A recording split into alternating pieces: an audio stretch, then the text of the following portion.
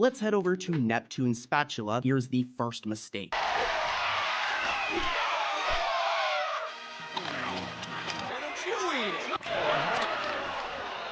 So, as you guys saw, eventually, SpongeBob and King Neptune have like a fry cook off because King Neptune just does not believe that SpongeBob is a good fry cook. He's very rude to our favorite little sponge in this episode, just saying. Now, at this cook-off or this challenge, there is a massive audience. And if we look throughout the audience, right, several fish members in the audience change colors between shots. For example, we have this character right here. At first, he looks like this, but as the scene progresses, he'll randomly change and look like this. The same fish, but a completely different color. Here's another example. Take a look at this background incidental character right here. At first he's this color, or I guess they are this color, and then they change to this color after a couple shots. Super weird. These types of mistakes are fairly common because they're like background characters, but still, I caught ya, I'm exposing them, and here's another mistake. What did I tell you about using your powers, trainee? Perfect patties are made with love, not magic.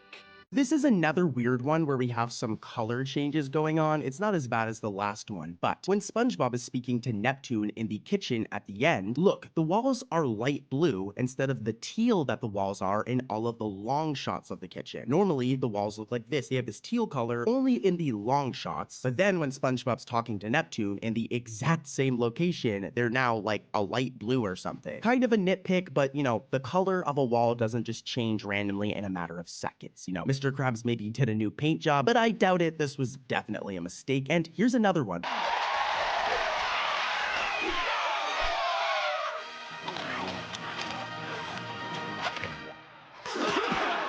I don't know how I caught this one, but this character right here is Incidental 7. I'm showing a PNG of her on screen right now. Well, as you can see here, Incidental 7 is chilling in the crowd, and she is wearing a shirt with a collar. Remember the collar, all right? As eventually, when Incidental 7 catches one of Neptune's patties, look, that collar that was just on their shirt just disappears randomly. Literally, here's a side-by-side, and look at this. After she takes a bite of the patty, her collar just randomly reappears again. So very messy moment here. Your shell is mine!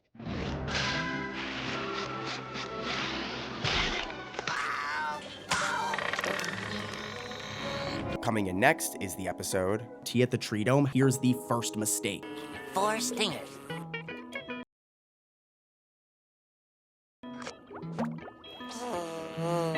Did you guys catch that first one? It's pretty easy to catch, to be honest. Also, I'm gonna be completely real. We've covered it before in other videos, but I want this video to have every single mistake from Tea at the Tree Dome, so we're covering it again. But when SpongeBob puts his binoculars away when he's spying on Sandy at the very beginning of the episode, as you guys just saw, look, our boy needs to go to the dentist as his teeth turns yellow for one frame. This is a fairly common mistake throughout SpongeBob, especially in season 1, but when we really freeze a frame like this, it looks so bad. And here's another one. Land squirrel. That little squirrel is in trouble. Take that, you sorry old clam! We've covered this one a couple of times before, so I'm gonna make it really quick. But, as you guys just saw, when SpongeBob says that little squirrel is in trouble, yeah, the left part of his belt is missing. Normally, SpongeBob looks like this. Here's a PNG of him, and as you can see, his belt goes all across his pants. But yeah, it happens sometimes. Part of his belt is missing in this one frame. So weird. Not as weird as this next mistake, though. Heck no, I need it to breathe. I gotta have my air. Me too. I love air. Air is good. No kidding?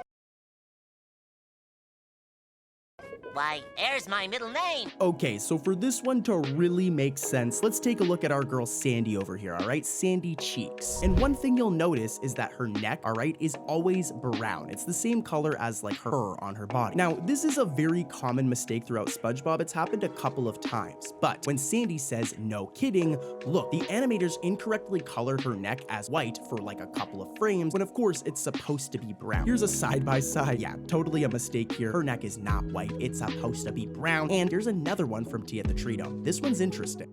If you want to be fancy, hold your pinky up like this. Remember, when in doubt,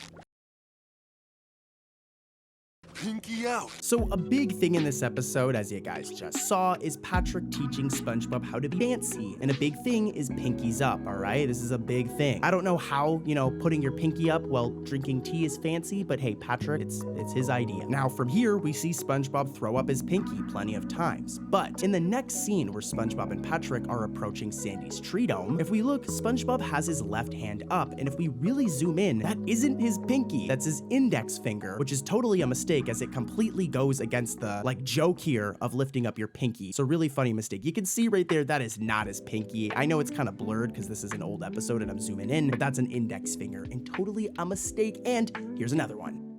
How's that? Higher. Like that? Now that's fancy.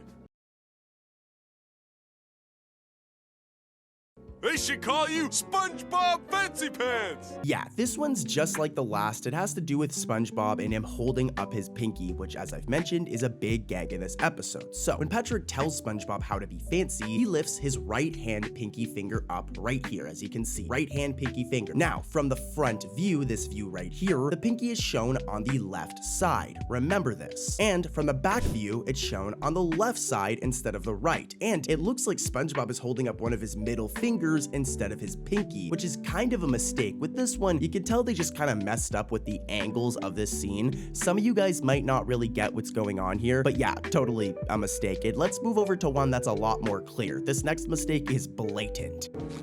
Remember, when in doubt, pinky out. You can do it, SpongeBob. I'll be watching. This one definitely needs some explaining. So, whenever Sandy lets SpongeBob or Patrick into her house, she has to drain the water in the, entrance. For it to get drained, she uses this, red light thing right here. Whenever this goes off, that's when the water gets drained, all right? And it's there when it's getting drained so that SpongeBob and Patrick can come in. It's right there. Remember, I know I'm rambling, but remember, it's right there. As before this, when we see SpongeBob and Patrick walking up towards the tree dome, look, that red light thingy where the water gets drained is not there. It's literally missing in this shot, and then once they get closer, it magically appears. Very funny. I mean, this one makes sense. It was a zoomed out shot. That's why they didn't draw it on her door, but that's a mistake. And here's another one. If y'all needed water, you should have asked. This one just cracks me up. At the ending of the episode, Sandy says, if you wanted water, why didn't you just say so? But dude, girl, what you talking about? SpongeBob literally asked for water earlier on in the episode. Remember? Here's the clip. Can I get you anything? Water would be nice. I'm gonna put these in a vase. Take your time. Yeah, so he did ask Sandy, you just didn't give him water and he almost died, so yeah. We ain't done yet though, believe it or not. Here's another.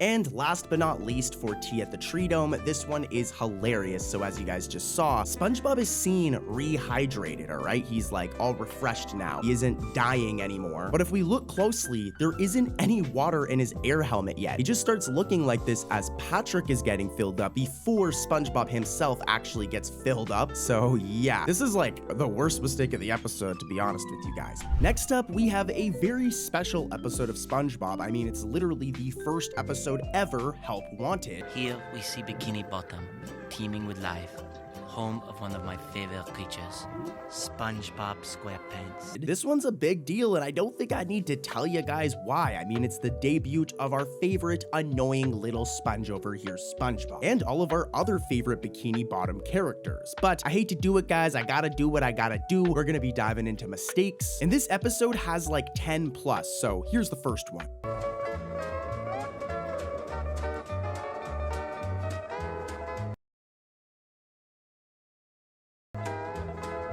Now a heads up, because I'm covering every mistake in this episode, not every mistake is going to be groundbreaking, alright? And this first one's a good example of that, as Steven Hillenburg, the creator of SpongeBob, his name in the written by section of the opening credits is actually misspelled, with it missing the N in his surname. And guys, the mistakes coming up are a lot worse. Here's the second mistake from this episode. Home of one of my favorite creatures, SpongeBob SquarePants. Yes, of course he lives in a pineapple, you silly. Yeah, this one's quick, but this is how SpongeBob's house normally looks. Now, keep in mind, this is the first ever episode, so I mean, the house isn't really decided on yet, but this is how SpongeBob's pineapple home normally looks. And as you can see, it has a window here, here, and there's also one here at the back. I don't know if I can show it in this one image. But in Help Wanted, in the very beginning of the episode, look, SpongeBob's iconic pineapple home is missing this window right here. There should be a window right there, and it isn't there. This is the first episode though, so I'll give the show a break, and here's another mistake. There it is. The finest eating establishment ever established for eating. The Krusty Krab. This one's a weird one, and I feel kind of lame nitpicking, but the goal is to cover like every mistake in this episode, right? So, when SpongeBob is looking at the Krusty Krab in the scene you guys just saw, at first, as you can see right here, I'm using an arrow to point it out, he is on sand. Remember this, alright? He's on sand. But then, literally like a couple seconds later, in the next shot, he's suddenly now on the road. So yeah, kind of weird. Here's a side-by-side. First he's on the sand, then he's on the road. Weird mistake, and here's the next one. Who's ready? I'm ready! Who's ready? I'm ready! Who's ready? I'm ready! This next one is another nitpick that I personally don't think is a big deal. I mean, the show is 2D animated. 2D animation is hard, as I always say. But take a look at this random shot of Patrick, all right? This is a shot of him from another episode, and as you can see, his eyelids, all right, they are purple. Remember this, all right? Whenever he closes his eyes, you can see that his eyelids are purple. Well, in this one episode, when Patrick says, "Who's ready?" his eyelids are randomly pink instead of the usual purple, which, like I said, is a nitpick. But here's the thing. If we look at other shots of Patrick in this same episode, look, they're purple. So for this one shot, this one where he says, "Who's ready?" why are they pink? Totally a mistake. It happens sometimes. Hey, and let's keep it moving. Who's ready?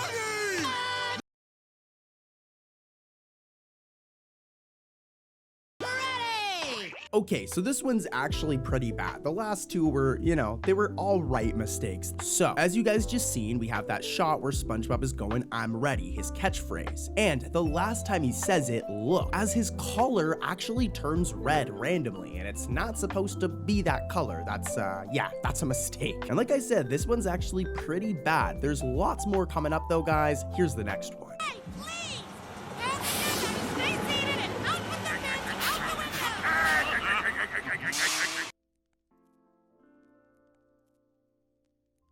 This one's interesting. So when all of the anchovies arrive, we can see 4 buses pulling up to the Krusty Krab, all right? And there's quite the introduction to these buses showing up, and if we see them showing up, there is only 4. Remember this. As a few shots later, and there is now 5 buses parked. I mean, I guess the 5th one could have shown up late. That's totally a possibility, but kind of a weird choice for a cartoon. So yeah, kind of a mistake. I don't know for sure. What do you guys think? Do you think this one's a mistake, or this 5th truck just randomly showed up late, or I guess 5th bus? Anyways though, here's the next mistake. Smelly smell that smells. Smelly. Anchovies. Why?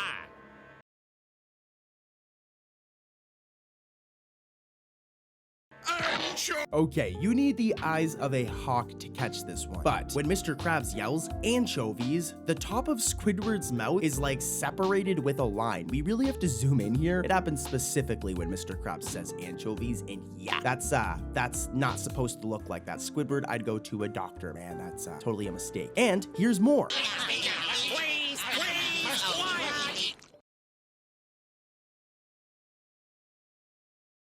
Is this any way to behave? This one really made me laugh. So, when Squidward yells quiet in the clip you guys just saw and asks if this is any way to behave, this window right here, the Krusty Krab's side window and metal back wall, are both just missing. Like, where are they? Here's another shot of the Krusty Krab in the same episode, and like, it was there, but then in this one part, it's just missing. Like, they're just gone. There's no window, and there's no metal back wall. So, weird mistake. Things are only gonna get weirder from here though, guys. Be prepared. Form a neat single file line in front of the register.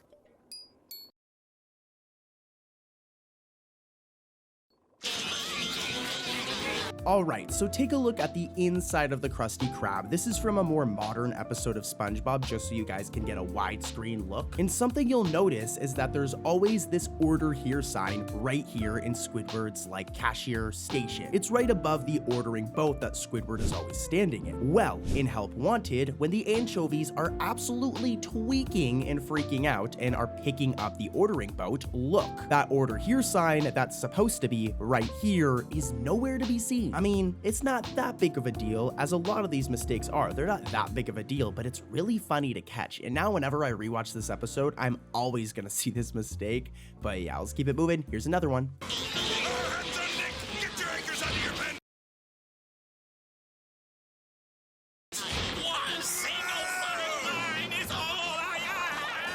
I'm very, very proud of myself for catching this one, but for it to make sense, I need to give you guys some context and explain, so listen closely. This right here is the outside of the Krusty Krab, and as you can see on the restaurant itself, on the outside, there are these like decorative flags. And there's this flag right here with two of these like white squares on it, okay? It's this one right here. There's white and red checkers on it, to be very specific. Well, in the overhead shot closer to like the middle of the episode where the restaurant is jumping left to right, you guys just saw the clip, the white spots on that flag actually turn purple randomly. I'm zooming in and pausing again here, and you can see they're purple. Here's a side by side. Normally it's white, but then that white part of that flag is purple when the restaurant's going left and right. Very weird. It's probably some sort of layering issue, because every white part of the flag turns purple. But yeah, totally a mistake, and guys, we're reaching the end, but here's more.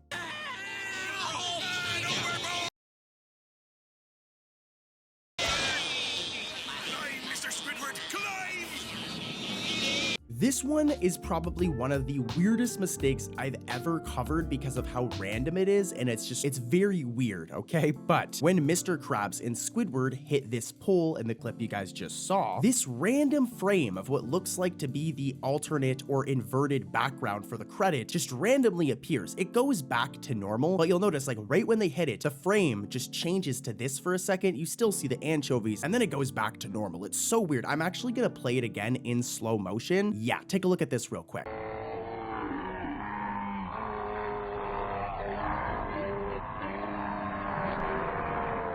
So weird, and now that you guys saw it in slow motion, you see what I really mean. It's so random, but whatever, guys. We've still got more mistakes to cover, and they're wild. Roll the clip. Climb, Mr. Squidward, climb!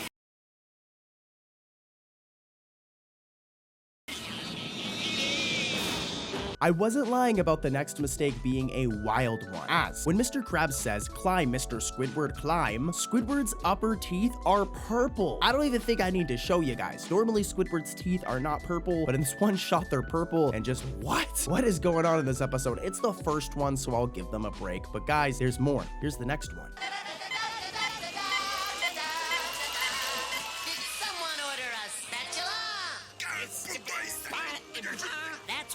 Okay, so remember that pole I was talking about before, alright? Now, in previous scenes, that pole has like a blue covering on it, alright? This blue part right here. Remember this, as when SpongeBob later on in the episode comes to save the day and says, "Did someone order a spatula?" That same pole that Mr. Krabs and Squidward are on that had the blue on it before now has like a red covering on it, alright? Which is totally a continuity error. First it was blue, and now it's red. And I doubt that Mr. Krabs did some like interior redesigning while they were getting like attacked and like approached by anchovies. So yeah, here's another mistake though. But Mr. Three Krabs. cheers for SpongeBob! Hip hip! All right, Mr. Krabs. All right. Hip hip! All right, Mr. Krabs. So here's a question. Have you guys ever wanted to see a shirtless Mr. Krabs? Well, I haven't, and don't worry, I'm not gonna really show you, but this mistake gives us a taste of it, as every time Mr. Krabs jumps, when he says hip hip, if we look at his shirt, right, his white undershirt that he normally wears, as a matter of fact, here's a quick PNG of Mr. Krabs. As you can see, he has this white undershirt on underneath. Yeah, when he says hip hip, his white undershirt just disappears for a split second. So like I told you, shirtless Mr. Krabs, I got you. No, I'm kidding. I'm joking. All right, let's keep it moving. Another mistake.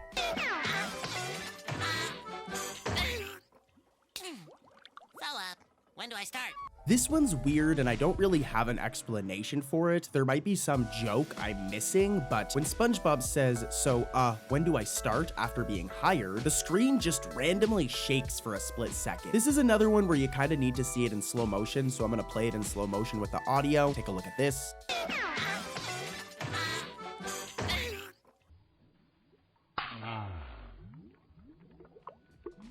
Yeah, really weird. I have no explanation for it, but it happens sometimes. First up is Squiditis, an episode from season 8 that I'm kind of mixed on. It's somewhat of a meh episode in my opinion, but it also has some funny moments. But of course, what we're really here to talk about when it comes to this episode are the mistakes. Here's the first one. Do you guys hear what's going on back there?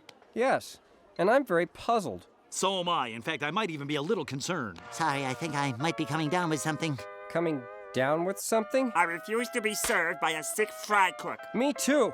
Let's get out of here. Good idea. Yeah. Did you guys hear that? Well, don't worry, if you missed it, I've got you covered. So when we first hear Incidental 41 and Incidental 107 speak, they sound like this. Here's Incidental 41's voice, a quick clip of it. So am I. In fact, I might even be a little concerned. And here's Incidental 107's voice, a quick clip of it. Do you guys hear what's going on back there? Well, here's the issue. As eventually in the episode, when SpongeBob says he might be coming down with something, Incidental 41 and Incidental 107 have now randomly swapped voices. Here, listen again. I refuse to be served by a sick fry cook. Me too. Let's get out of here. Good idea. Yeah, that's a weird mistake, dude. You could tell like the animators or editors got the two lines mixed up. It's a funny mistake, and hey, there's more. Here's another mistake from the same episode. And just what is that supposed to be? This?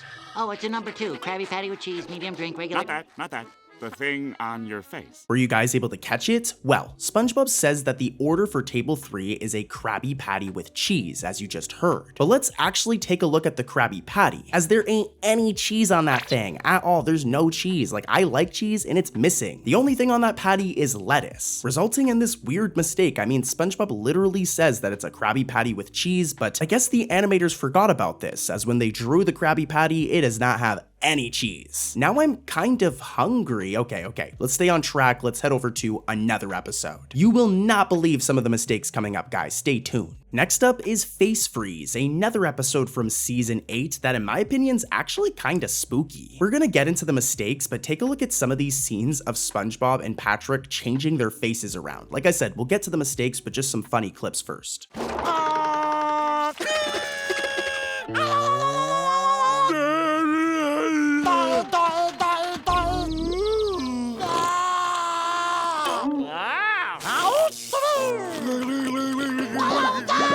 Dude, they were making some weird faces, and it's funny that their faces get frozen like that. But anyways, it's time for the mistakes. It's what you guys clicked on. Here's the first one. Onion juice! Ah! Come on, SpongeBob, chop chop! Okay. Did you guys catch it? Well, during this scene where Squidward ducks behind this wall after saying chop chop, our boy seems to be clipping through the wall. I'm zooming in right here, you guys can see it, but Squidward is just going through the wall. He should be behind it or in front of it, but his body's clipping through it, which is an animation glitch. And there's more from this episode. Here's another mistake.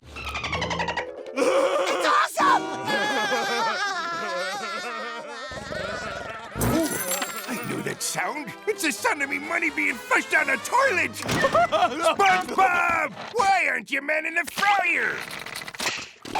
Sorry, sir, I got carried away. Did you guys catch that? Take a look at this random shot of the inside of the Krusty Krab. Normally it looks like this, and what you really want to pay attention to is the Krusty Krab cash register in this window. As in Face Freeze, during this scene where the camera pans to Mr. Krabs' office, both the Krusty Krab cash register and the window are just missing. They're gone. Like I said, as you can see in this shot of the Krusty Krab from another episode, the Krusty Krab cash register and the window are there. But in this one scene from Face Freeze, they're both gone. Okay, I've got one more mistake from this episode. Take a look at this. Here's a quick hint. It has to do with the character Fred. Cold day in November. And in Bikini Bottom lived a man who loved to make faces. And the one he liked best was to stick his tongue out. But what he really liked was sticking his tongue out at people.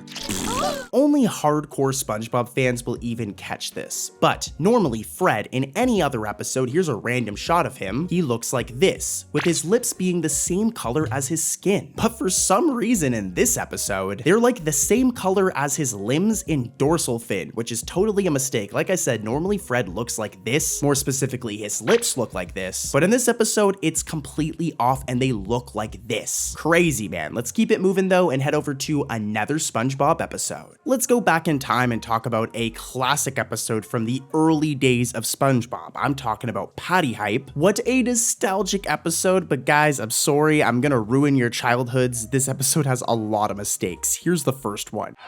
Your dumb pretty patties turned my face purple! Look what I got under me kilt! And look at our tongues! What's wrong with you? We want our money back. So this one's gonna need some explaining, some context, okay? So at the ending of this episode, Patty Hype, the big reveal is that there's a side effect to eating pretty patties. They look pretty and they look delicious, but they turn your skin into a different color and just cause all sorts of mutations. And one of the pretty patties victims is this Scottish fellow right here, with pretty patties turning his legs plaid. Well, the animators messed up a little bit here, as yes, under his kilt, it's revealed that his legs were turned plaid by the patties. But if we watch in slow motion, before he even pulled his kilt up, take a look at his legs as they're his normal color. I don't think that the animators really considered this, right? The thought was that he would pull up his kilt and you'd see that the pretty patties changed his legs to this, but if you watch the whole scene, his legs are actually like normal. They're the normal color. They only turn plaid once he pulls up his kilt. Weird, dude. And here's another mistake from the same episode. I'm ready for me money. Welcome to Pretty Patties. May I take your money? We want a refund, Crabs. Your dumb pretty patties turned my face purple! This one is just really, really weird. I don't know what they were doing when they animated this scene in this episode. First things first though, here's like a random PNG of Incidental 37A, okay? This is how he looks. He's actually a fairly iconic incidental. Like, look at those shorts. Those shorts are iconic. Well, a major mess up was made with this character in Patty Hype during this scene where Mr. Krabs runs away from his stand as everybody like surrounds him and gets mad. As if we look in the bottom right corner, we can see Incidental 37A in Mrs. Puff's clothing for some reason. For one, that is definitely not Mrs. Puff. Look at how skinny they are. I feel bad. I'm sorry, Mrs. Puff. But there are other scenes in this episode that kind of prove to us that this is 37A, Incidental 37A. So this was a massive mistake. Normally he looks like this, but in this episode he looks like this, which is again a massive mistake. Let's keep the video going though, guys. I've got plenty of crazy mistakes coming up in other episodes. Heading over to season 6, our next episode is Sandcastles in the Sand. This episode has some epic fight scenes. We're gonna get into the mistake in this episode, but before that, seriously, check out some of these amazing fight scenes between SpongeBob and Patrick.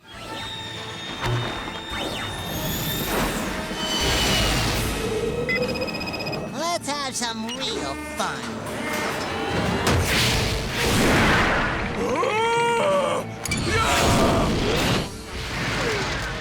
What was that? Come on, we gotta get out of here. Like I said, this episode gets pretty wild between the two. But you know what's also wild? The mistake in this episode. Take a look at this. Get up, Patrick. It's time. Time for what? The big shindig, remember? No. Besides, I don't really think my shins should be involved. So for this one to really hit, you guys need some context. Right here, we're looking at Conch Street. So as you guys can see here on Conch Street, we have Patrick's house, SpongeBob's house, and Squidward's house. Well, it goes in the order of Patrick, Squidward, and SpongeBob's house. And let's take a look at SpongeBob's house, as we'll notice that there's this chimney on top. Remember this. As during this scene in Sandcastles in the Sand, when SpongeBob leaves his house, where's the chimney? It's a minor detail, but you can tell the animators forgot to draw his chimney in this one scene, which is totally a mistake, as that chimney's been there ever since the first episode. Look at this shot of SpongeBob's house from Help Wanted episode 1, and that chimney's right there. So this was a mistake, and let's keep it moving. Let's head over to another episode, guys, with some jaw-dropping mistakes. We've already talked about him a couple of times today, but who remembers this character right here, Fred? He's the dude who would always yell, "My leg." My leg! My leg! My leg! My leg! My leg! My leg! My leg. My leg! My leg! My leg! Yeah, that guy, he's iconic. Well, he got his very own episode in season 11, appropriately titled My Leg. And dude gets his leg broken a ton of times in this episode. It's revealed that he actually does it on purpose. Here are a ton of clips of him getting his leg broken in this episode. We're gonna get into the mistakes after though, but here are some of these clips. My leg! Is really stressing out, Dr. Charlie Horse. You're right, Fred. It's so tense. I personally love this episode. I feel bad for Fred, but like I said, he wants to get his leg freaking broken. He's crazy. Anyways though, it's mistake time, baby. Here's the first one. Fred, I've got an idea. Why don't we hurt your leg so you can be reunited with your lady fair? This first one is bad, dude. But during this scene where SpongeBob turns into a heart, take a look at one of these red hearts right here as it clips through Fred. Literally, dude, it's like going through his body, which is totally an animation mistake. The layer of the heart is supposed to be either on top of him or behind him, but yeah, in this shot, it's clipping right through his body. Like I said, it's bad. And here's another mistake. Your leg! Watch this! Is really stressing out, Dr. Charlie Horse. This one isn't as bad, but so going back over to Fred over here, throughout the series, Fred is never seen with shoes. He just never wears shoes. And even in this episode, he doesn't really wear shoes, but the animator slipped up, and in one scene only, is this healer scene right here. Look, he's randomly wearing shoes. He isn't wearing shoes after this, so just yeah. It might not sound like a mistake, but in terms of the character's design, it's a continuity mistake. Okay, you guys know the drill. Let's head over to another episode with some spicy mistakes. Up next is Fear of a Krabby Patty from season 4. Before we get into the mistakes, here are some spooky scenes from this episode. Then we'll get into the mistakes right after, so stay tuned. 654. 8,120. 8,650. Wait, what's going on? Whoa! Things get pretty creepy in this episode, dude, but things also get pretty rough in terms of animation. Well, not really. This episode is beautifully animated, but you know me. Oh, you're right. I better get back to work. Thanks for everything, Doc. No, it's a lie. Therapy doesn't really work. You're still sick. Very, very sick. Did you guys catch it? Like I said, I have no idea how the animators missed this. But take a look at some of these shots right here. As you can see, the Krusty Krab and Chum Bucket have always been across from one another. It's like a major thing in SpongeBob. Since like the first season, these two have been across the street. Well, sometimes the animators forget this, most notably in Fear of a Krabby Patty. As when SpongeBob leaves the Chum Bucket in this episode, look, the Krusty Krab should be across the street. But that thing is missing. Ain't nobody getting a Krabby Patty because the Krusty Krab just doesn't exist anymore. Again, look at some of these clips. It's supposed to be right there across the street, but yeah, major mistake. Let's kick things off with a very gross episode, Fungus Among Us, which the title can already give you an idea of what's going on in this episode. Here's the first mistake. Let's see if you guys can spot it. Stop! You're pushing out more of the egg!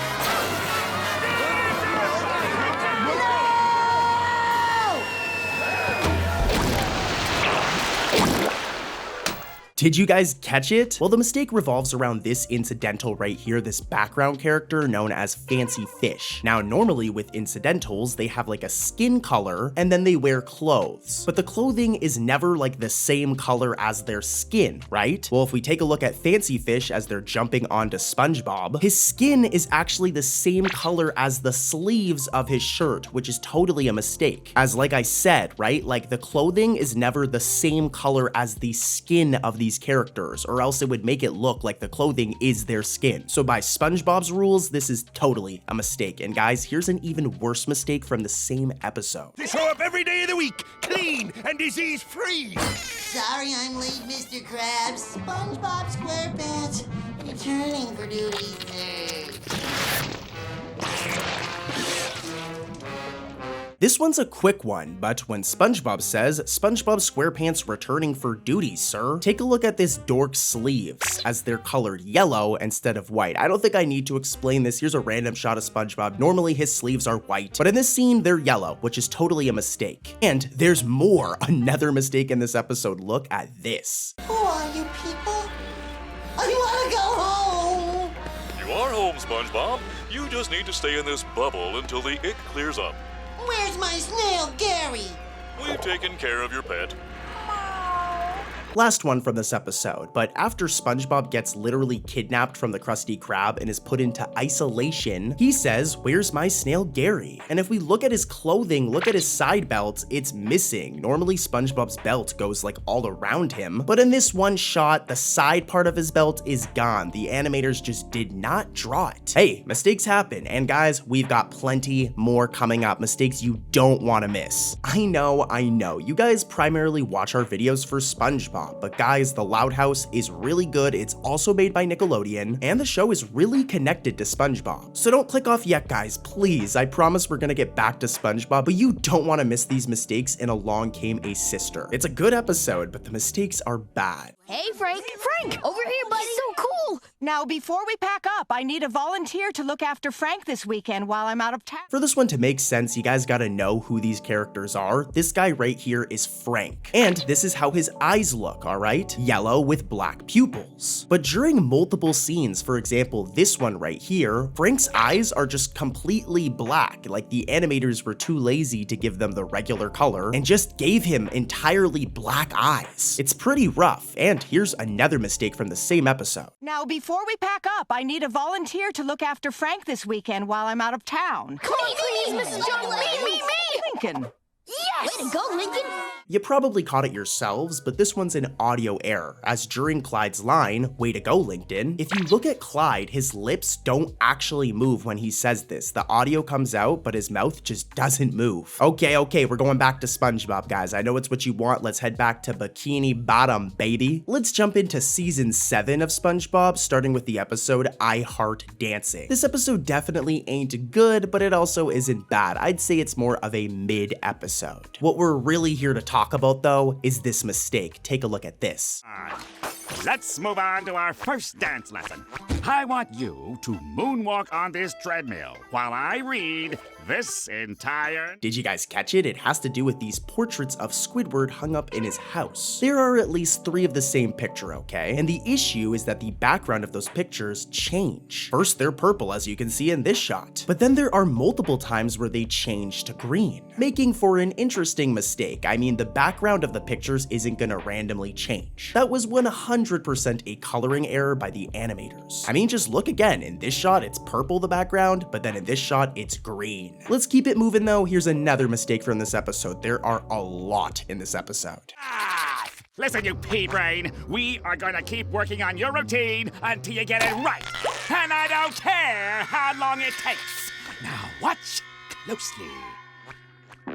This is another really bad one, and it has to do with Squidward. So soon after SpongeBob's cane dance, look at our boy, he's dancing up a storm. If we look at Squidward, his nose turns entirely transparent for 1 frame, meaning the animators, for only 1 frame I guess, didn't color in his nose. Like, look at how bad that looks. I'm sorry, but nobody's nose is going to be see-through. There are a couple of other mistakes in this episode, but none of them compare to the mistakes in this next episode episode we're going to be talking about, so let's head over to that episode. Mr. Krabs has had a lot of weird schemes over the years. I mean, remember the Krusty Krab food truck? Yeah, weird, but the idea he goes for in the season 8 episode, Drive-Thru, is actually a good one. The episode name kind of gives it away, as the Krusty Krab gets a drive-thru. Like I said, kind of a good business concept, and it makes for a good plot. I'm gonna get to the mistakes, of course. There's a lot of bad ones in this episode, but here, real quick, take a look at these funny clips from the episode. Hello? Is this stupid thing on? Mr. Squidward! Any customers? None that I can hear. Ooh, here comes one now! Hey, go around! Go around! Ah! Large Krabby Patty with fries, please.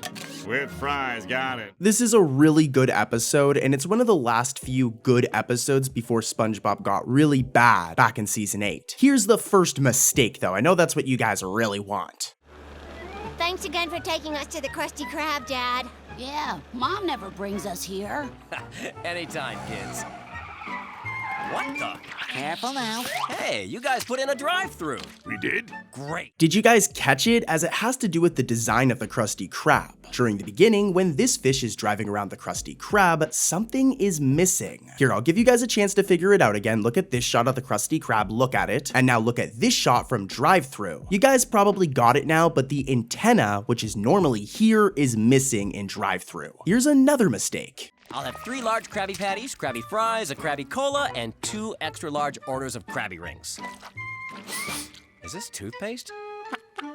Boy, I don't know how I think of this stuff, but I think I got a winner. We are putting in a drive-thru. This next mistake is one of the ones that really makes me shake my head. As after Incidental 42 notices that there's toothpaste on the hole, let's look at SpongeBob as his body is completely glitched out, with his body overlapping his arm. It's the arm on his left and on our right, but you can see that that arm, the layer for it in terms of art, is like underneath his body. Like, I'm zooming in, guys, look at how weird that is. Yeah, that one is just brutal, but let's keep the video going, guys. Lots of insane mistakes coming up. Here's another quick mistake from a show that isn't SpongeBob. We're gonna be talking about The Amazing World of Gumball. This show is so much fun. The episode is The Boss, and let's see if you guys can spot this mistake. It has to do with a background detail. There's your hint. Well, Mr. Robinson, your resume is 3 sentences long and every letter is in a different color. Perhaps you might like to add something.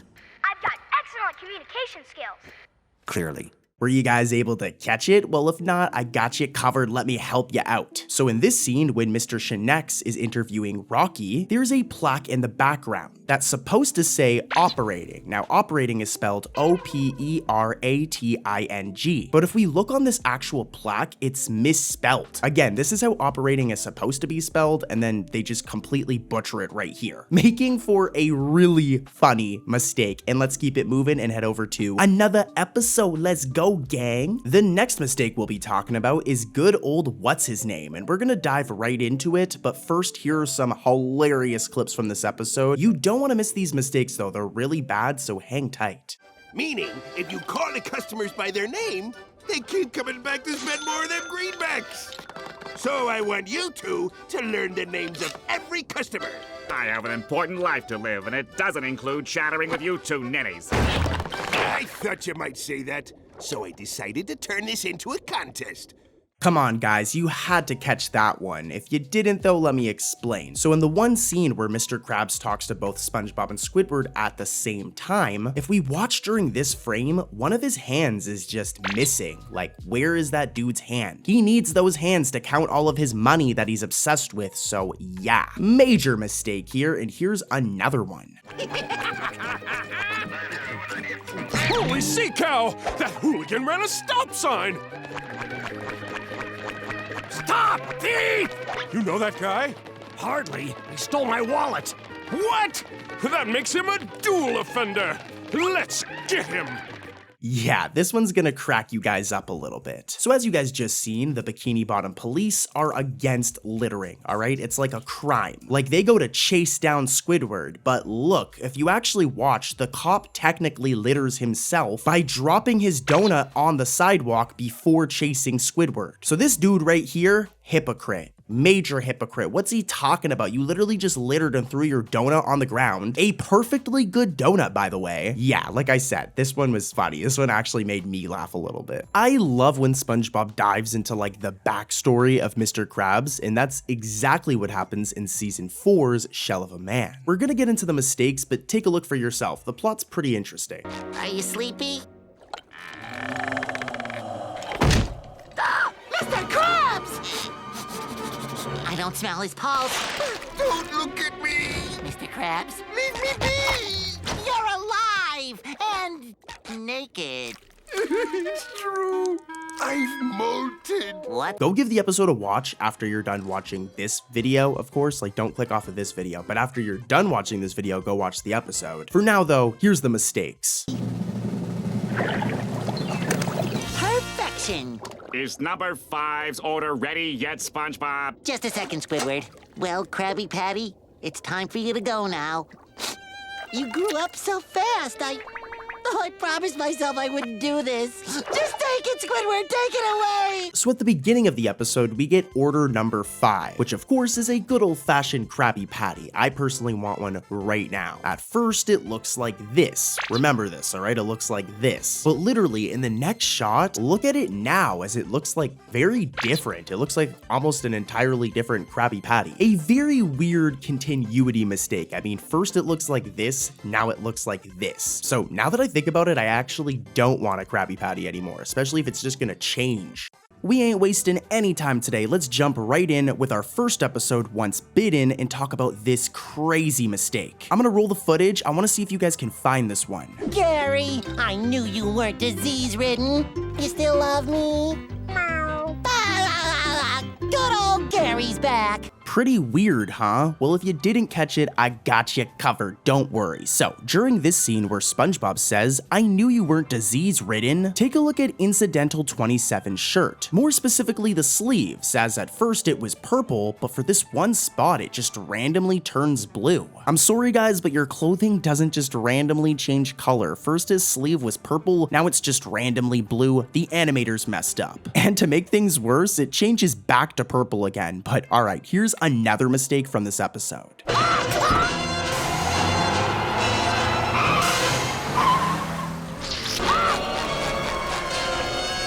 So this elderly lady right here, okay, as you can see, she's wearing this beautiful dress and it's purple. But if we watch closely during this scene where these zombies are chasing SpongeBob, poor SpongeBob, that old lady's dress, like I said, it was purple, is now green. It just randomly changed colors, which is yet again another animation mistake. The animators first drew her with this purple dress, but I guess they forgot because they then drew her with a green one. Like seconds later, too. Lots of mistakes in this episode, and guess what, guys? There's another one. Roll the footage.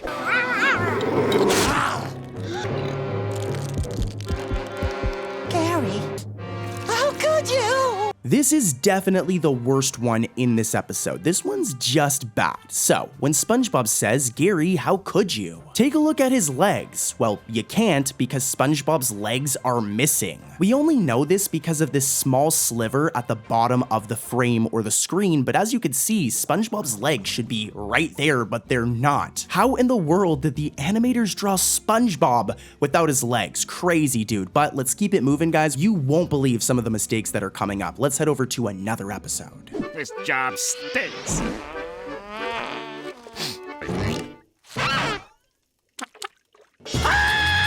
This next one is a quick one, so let's, keep it quick. It's in the episode Perfect Chemistry. Take a look at this. Let's see if you guys can catch this mistake. Interesting. The Krabby Patty formula will be mine! I mean, I think I have the right parts in my lab, maybe. This one's obvious if you're like a hardcore SpongeBob fan. I can see some people missing it, but take a look at this scene from the iconic episode Tea at the Tree Dome. There's no water in here! I tried to tell you! If y'all needed water, you should have asked. Okay, so now the mistake should be very clear. So as you guys seen in the original clip from Perfect Chemistry, Plankton transports himself into Sandy's tree dome. but there's something missing. Well, Plankton's a sea creature, so just like SpongeBob and Patrick, he needs an air helmet or he'll literally you guys know what will happen. It won't be good. Without that helmet, Plankton's gonna end up like Smitty Worden Man Jensen from One Crab's Trash in that graveyard, baby. All right, let's keep it moving and head over to another episode. I drew this for you. The likeness is uncanny, if I do say so myself. Next up, coming in hot, is the episode That's No Lady, an episode all about Patrick becoming a woman so he doesn't get kicked out of Bikini Bottom. It's funny, but what's more funny are the mistakes in this episode. They're very spicy. Here's the first one. Nope. No way. No. No. No.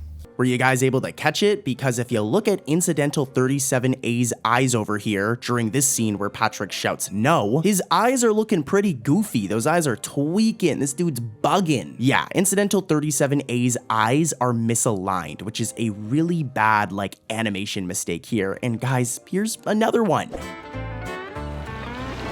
You forgot your flyer. Get out of town to beautiful Sunny Shore Resorts. Listen up, because this one's weird and requires you guys to really pay attention for it to make sense. So, when the first display of the vacation paper is shown, it reads, "To beautiful seashore resort." Remember this, it's important, okay? To beautiful seashore resort. Well, if you watch as the scene progresses and SpongeBob looks at the paper, it changes randomly. And now it says, "To beautiful sunny shore resorts." At first, there was no S at the ending of resorts. But then literally seconds later when SpongeBob looks at it, there's now an S randomly added, which is, again, totally a mistake. It's not that big of a deal, but how did this mistake even happen? Okay, here's another one from That's No Lady. This one is a good one.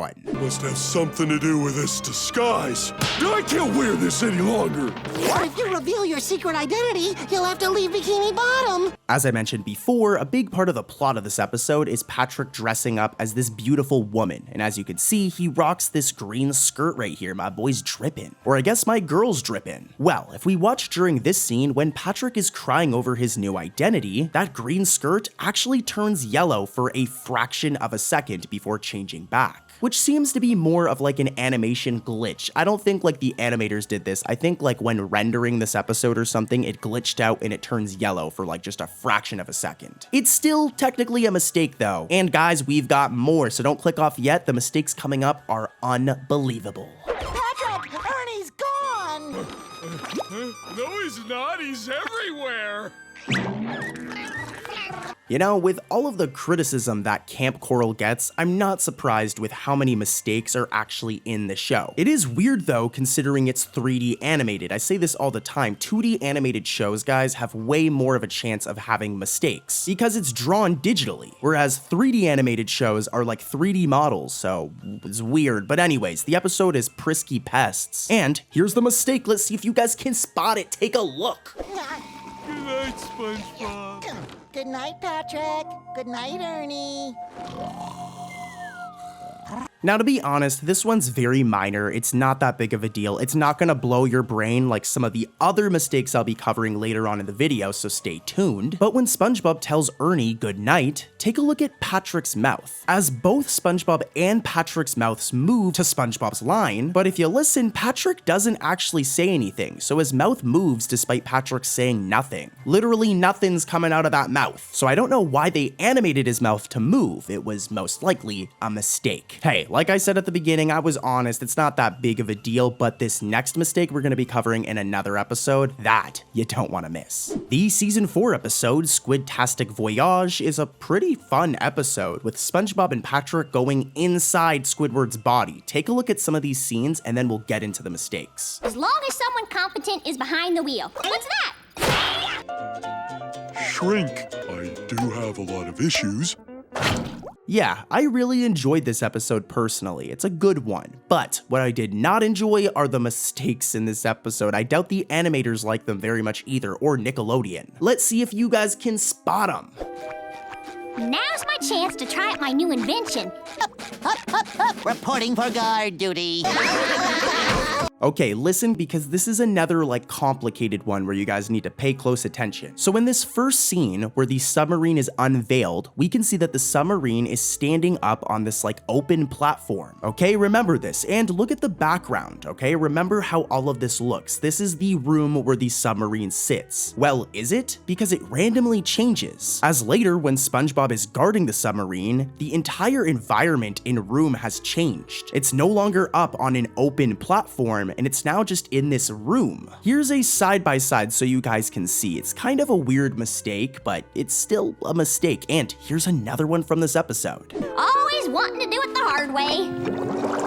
We're all set, Squidward. Are you ready for the sedative? Are you sure this is safe? This one is much, much, much worse. Take a look at Sandy over here, guys. What's missing? Yeah, our girl's tail is completely gone, and that's a massive part of her design. This mistake happens every once in a while, and it's a bad one. Not as bad as the next mistake in this upcoming episode, though. Let's move over there. Let's talk about some modern SpongeBob from Season 9. The episode I'm talking about is Squid Plus One. Take a look at some of these hilarious scenes from this episode. This is a banger. I thought you were some other idiot. I guess I'm just this idiot. That simpering buffoon. You have a great vocabulary. I know, indubitably. Dude, I told you, it's really funny. What's not funny, though, are the mistakes in this episode. I know I use that segue all the time, but seriously, dude, take a look at this. Sparkling kelp juice. Here's to me. Oh, that simpering buffoon. I said mistakes, but there's actually only one, and it's pretty rough. But for a split second, Squidward's iconic wrinkles on his forehead, they've been there since his debut in Season 1. Yeah, those wrinkles normally found on his forehead completely disappear during this scene where the doorbell rings. Pretty weird, huh? Well, we've got another one. Let's keep it moving. Next up is the Slumber Party, an episode all about Pearl wanting to have a slumber party, but Mr. Krabs being cheap, dude. Take a look at this. Look at the beginning of this episode. Mr. Krabs is cheap. Have your allowance early. Ketchup! See, you put it on the crackers, and mamma mia, you got a spicy pizza pie. Dude, he wanted to use ketchup as tomato sauce for pizza. Like, Mr. Krabs, you're a bad father, man. Jeez. All right, mistake time. Here's the first one. Everyone having a good time? Yeah! Well, you can all thank my dad for making this possible. Okay, so there's actually two mistakes in this one scene. During this beach party scene at the very ending of the episode, for one, we can see Flats the Flounder over here, but he's actually incorrectly colored as blue. Now look, incidental color changes are fairly common. It's still a mistake when it happens, but they're fairly common. Flats, on the other hand, is like a known character. So this is kind of inexcusable, and it looks really weird. Like, why is he blue? That's not how he's supposed to look. This is how he's supposed to look, and this is a mistake. And like I said, that's not it for the scene, as if we look at the stage, there's this fish right here cheering, wearing a yellow shirt. But there's something missing. Yeah, his eyes are just completely not there. They're gone. Where is this dude's eyes? I'm zooming in. Where are they? I feel like I need to scrub myself. Hey, buddy, I warmed it up for you. Patrick! First up is a very iconic episode from Season 1, that being Naughty Nautical Neighbors. I love this episode. I'm about to ruin some childhoods though, as here's the first mistake. Let's see if you guys can spot it. Are you kidding? I've been playing bassinet for years. Squidward. Likes Patrick more than SpongeBob. Come on, I know you guys were able to catch that. If you didn't though, Cartoon Corey's got you covered. Let me break this first mistake down. So as you guys just saw in that scene, SpongeBob and Patrick are competing to be friends with Squidward, with SpongeBob claiming he can play bass, that way he can rock out with Squidward while Squidward's on the clarinet. Now, as this is happening, we can see this window in the background, okay? And what's important here is this isn't a normal window. There isn't any glass. It's just literally a hole in the wall. Remember this, there's no glass. Well, we have quite the continuity error here, as when Patrick eventually spoils their fun, this window has completely changed. It's like transformed into a regular glass window with even a hinge on the side. I mean, at first it looked like this, it was just a hole in the wall, but then it just turned into a real window. Talk about a really bad continuity error, guys. Like, this one's bad. And here's another mistake. So this is what I find, huh?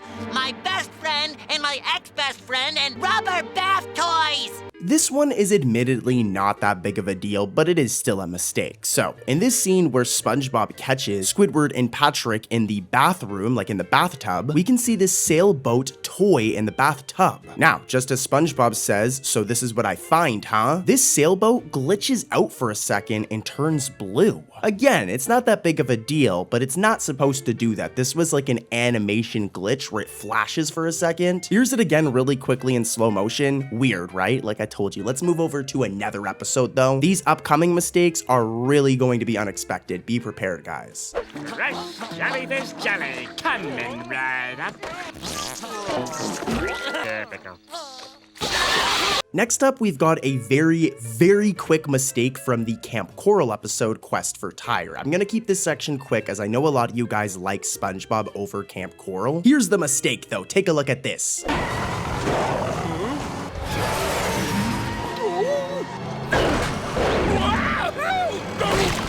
So throughout this episode, Patrick over here wears like a bandana on his head, okay? And as you can see, it's purple. However, seconds later, when the truck drives towards Patrick, look, like I said, that bandana was originally purple. But in this one shot, why is it red? Patrick didn't change bandanas in a matter of seconds. This was a mistake. This one's weird though, because Camp Coral is 3D animation, so that bandana would have been a 3D model. So how it changed colors is beyond me, but anyways, like I said, this section's gonna be quick. Let's head back over to good old-fashioned SpongeBob, baby. Ooh, okay. Hey, don't matter anyway, lad. She can't close us down. She closed us down! I'm ruined! Let's talk about an episode from season 5. The episode is Banned in Bikini Bottom. There are a ton of mistakes in this episode, like a lot. Here's the first one.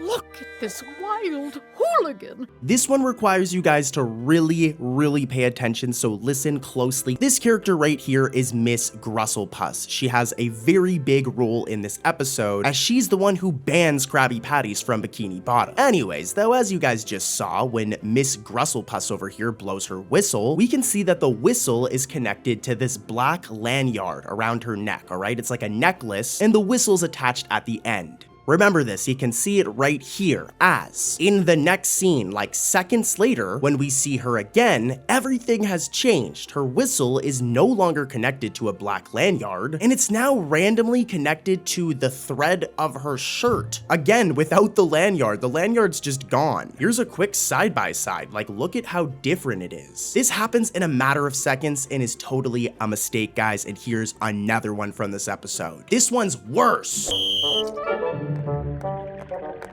Hello, and welcome one and all your money to ye old Krusty Krab. I know you guys had to catch that one, as at the very beginning of the episode, when Mr. Krabs greets Mrs. Grustlepuss, where is my boy's belt? It's more specifically this shot in front of the Krusty Krab, like where is his belt? In the next shot, it's back, as you can see here, but in that one shot, my boy is missing his belt. What? If you thought that was bad though, stay tuned, guys. Lots of weird mistakes coming up. Listen, guys, if you're a fan of SpongeBob, then you're definitely going to like The Loud House. The Loud House is also made by Nickelodeon and is very closely tied to SpongeBob. For example, here's a really quick Easter egg of SpongeBob in The Loud House. And you'd be right. Every Sunday at 8, it's the same thing. Really cool stuff, and there's plenty more like that. So let's take a second to talk about The Loud House, and then I'll get right back to SpongeBob. For the mistake to make sense though, here's a little bit of context, okay? The mistake focuses around these two characters. Lori, she looks like this, and Lisa, who looks like this. All right, let's see if you guys can spot the mistake. Here it is! Good morning, sir. I'm Kirby, your personal chauffeur for the day.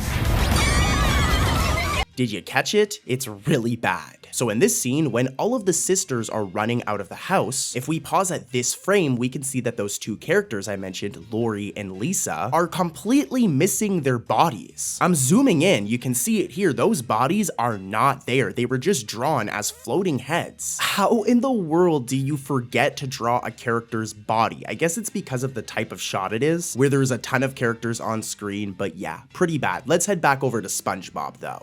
The season 6 episode, Krabby Road. That season is rough, dude. It has some really bad moments, but Krabby Road is pretty good. Here are some really funny moments from the episode. We'll get into the mistakes right after. Perhaps you didn't notice my new hairdo.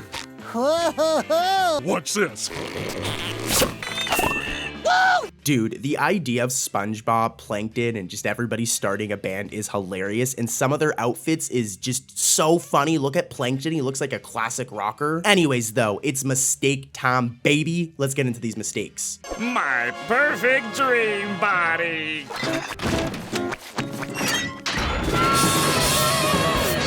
So this first one is a nitpick. It's technically a mistake though still, but let's take a look at SpongeBob's house, okay? From any other episode. This is how it looks, okay? Pay attention to the door and the size of the door. Well, in Krabby Road, take a look at SpongeBob's house again, as what in the world is going on with his door? It's like almost half the size of the house. Again, for reminder, look at this shot of his house from literally any other episode. It doesn't look like that. In this episode though, it's just really weird. That door is massive, and it's totally a mistake. It never looks like this, dude. Like, this one is just so strange. That is a big door. Here's another big mistake from this episode, though. This one's spicy. You incompetent fool!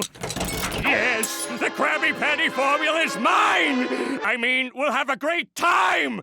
I have no idea how I caught this mistake, but listen closely. So when Plankton unlocks the door to the Krusty Krab, take a look at the key. That key is horizontal, as you can see right here, all right? It's horizontal. But as the scene progresses and we see the key again, now it's vertical. At first it was horizontal, now it's vertical, which is an understandable continuity error, but it's still a weird one. Lots of weird mistakes in this episode, huh? Like, they're not the normal types of mistakes we normally cover. These ones are just weird, like the door being huge. Pardon me, Earth. You'll need to scooch over a bit.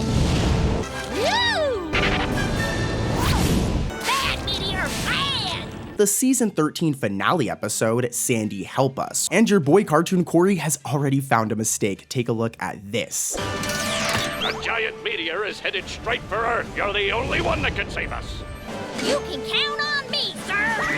So for this one to hit, let's take a look at Sandy right here. This mistake is fairly often, so you guys might already recognize it, but Sandy always has this badge on her suit with an acorn on it, okay? It's this right here. Well, when Sandy is flying and the computer screen comes out of her arm, we get this one angle and her badge should be there, but it's missing. The animators just forgot to draw it, or due to the nature of the scene, they just didn't draw it to be lazy or to save time. The mistake is only really during this angle anyways, as it should be visible right there. Like, I'm circling it, this is where it should be. But anyways, let's head over to another episode. You guys won't believe the mistakes in this upcoming episode. One wrong move and you'll blow the whole ocean sky high.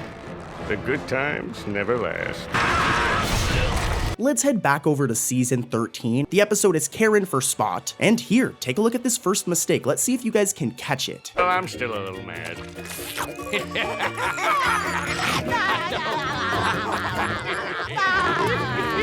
This is a really weird one. So as SpongeBob, Gary, Plankton, and Karen are starting to laugh, we can see that they're on the chum bucket. We can see it in the background, like look here, here, and even before this, I'm pretty sure it shows them being like on the chum bucket. But as the camera starts to zoom out, they have like completely teleported as they are not on the chum bucket anymore. Like I said, at first you could see they were on the chum bucket, but now when it zooms out, they're just not there anymore, which is a really bad mistake. I don't know if it's as bad as this other one though. This one's rough. So ones and zeros with you, honey. You probably made Spot bigger than me on purpose to make me feel small. Stop! You guys probably caught it, but as Plankton and Karen argue, where is Plankton's mouth? The dude is always yapping on about stealing the Krabby Patty's secret formula, so his mouth is kind of important. He needs that so he can complain. But yeah, his mouth is missing, totally a mistake, and it's actually like really bad. How do you forget to draw somebody's mouth? Mistakes happen though, let's keep it moving, gang. Hey, I've got another season 13 episode for you guys. The episode is Salty Sponge, and before we get into the mistakes, here's a couple of funny clips from the episode.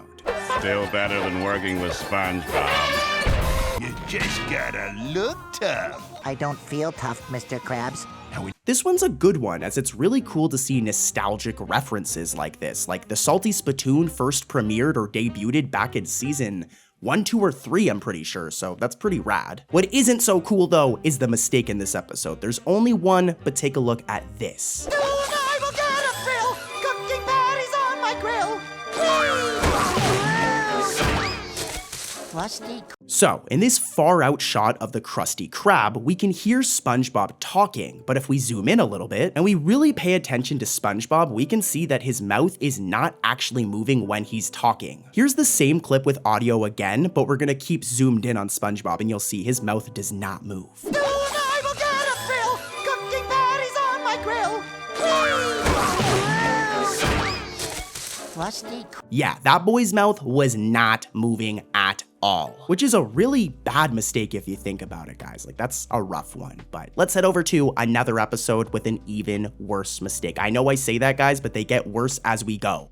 This next one's from season 12. It's the episode Senior Discount, and again, it has tons of really funny scenes. Here are some hilarious scenes from this episode. Trust me, you guys don't want to miss these, and then as always, we'll get into the mistakes right after.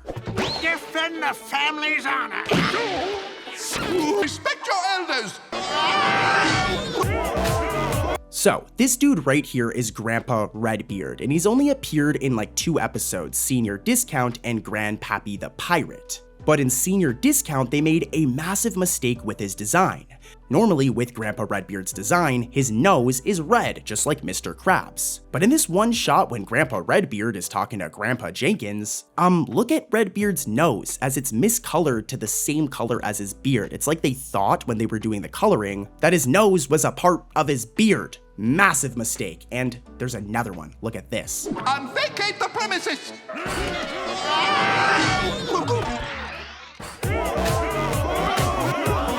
Yeah, so when the ancestors kick Mr. Krabs and Old Man Jenkins out, Mr. Krabs' eyelashes are transparent for 1 frame. And if we look at this same scene, the enter sign, here's a shot of the Krusty Krab from season 1, this enter sign is always right here. But during that same scene when the ancestors kick Mr. Krabs out, yeah, that enter sign is just gone. This is still a good episode, so I recommend watching it, guys, but yeah, lots of mistakes in this one that we'll definitely cover in future videos. First up is going to be Truth or Square, which is quite literally almost a SpongeBob movie. This episode is almost over an hour long, but it's only really considered to be a special ATV special. Now, it's a good one, it has a lot of good moments, but it also has tons of mistakes, so let's dive into the first one. Take a look at this.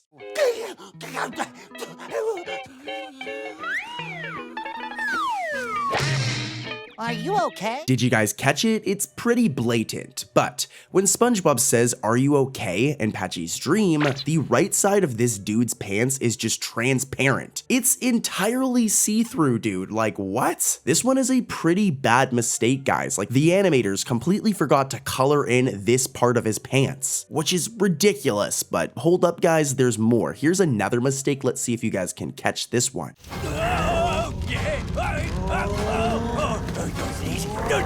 Now, as any hardcore SpongeBob fan knows, a big part of these specials is Patchy the Pirate. I love this dude, which, fun fact, Patchy the Pirate is actually Tom Kenny, who is the voice actor of SpongeBob. Very interesting. But anyways, this next mistake has to do with Patchy, as when he's shaking around in the whale, take a look at this, his hand gets slightly cut off. It looks kind of rough, but this one isn't that big of a deal. This next mistake though, this one you guys don't want to miss. Roll the footage. Oh, Krusty Krab, oh.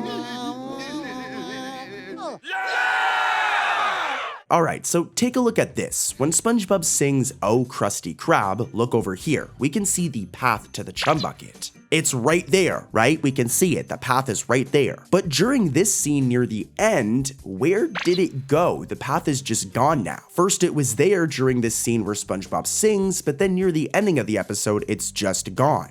Almost as if the animators forgot about the path in this last scene, which is totally a mistake. And guess what, guys? Here's another one from this special. Truth or Square has a lot of mistakes.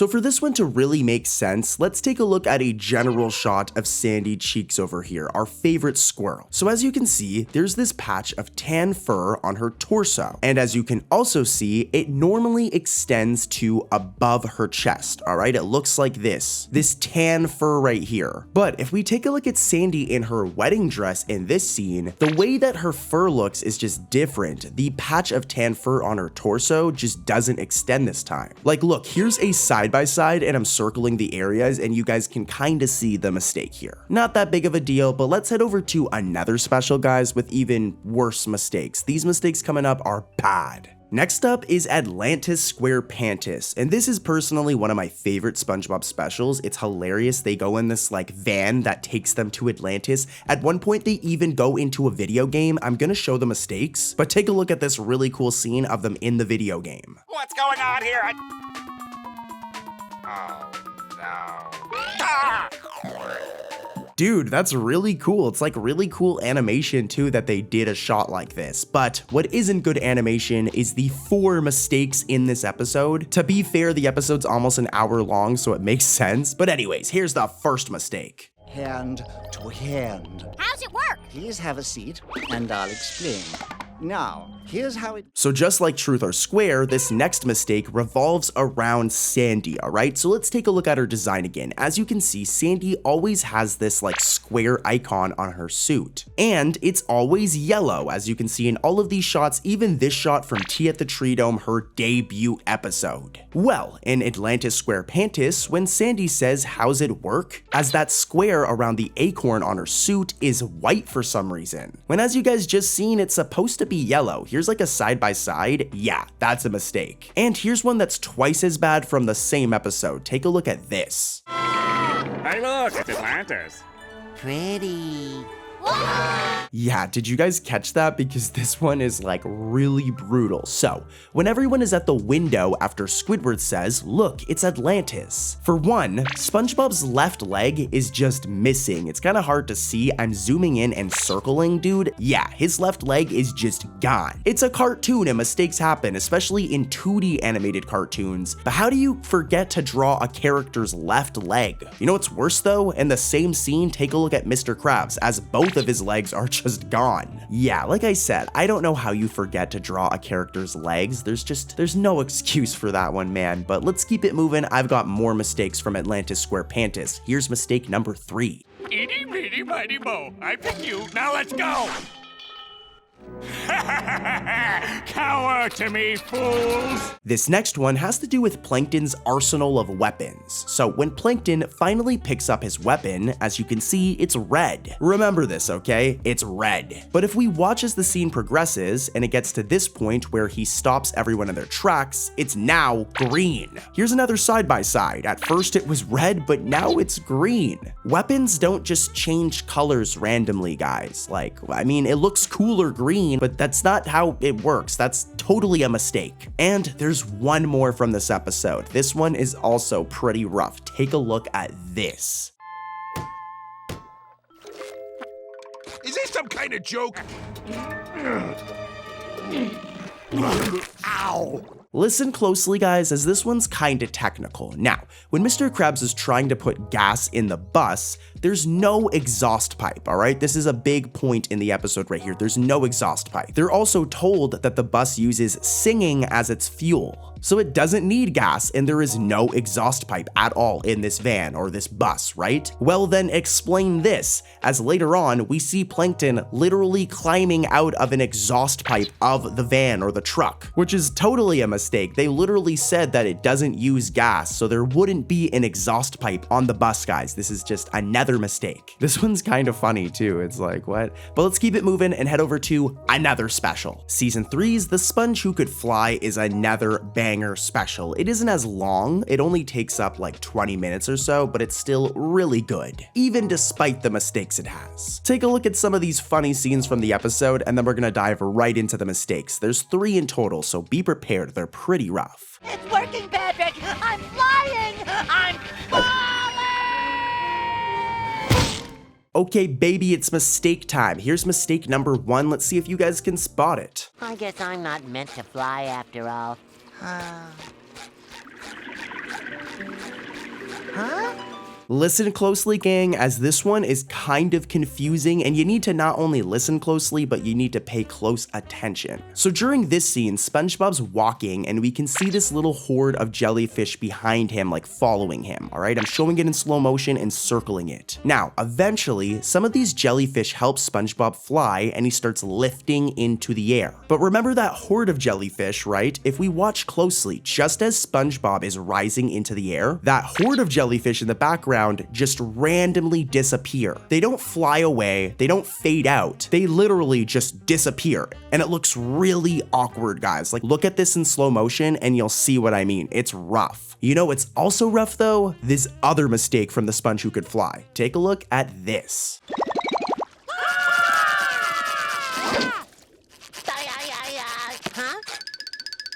Did you guys spot it? Well, in this scene, there's a bunch of these like mini little SpongeBobs, okay? They're very cute, but at one point they all start running around in a circle. And if we slow down the footage, we can see that one of them completely just disappears for a frame. They pop right back in after that one frame, so it's not that big of a deal, but I'm pausing again and look at this. Dude is just gone. Here, even take a look at it again in slow motion. Dude is there and then he just disappears and pops back in. It's more funny than anything, so. But here's one more mistake from this episode.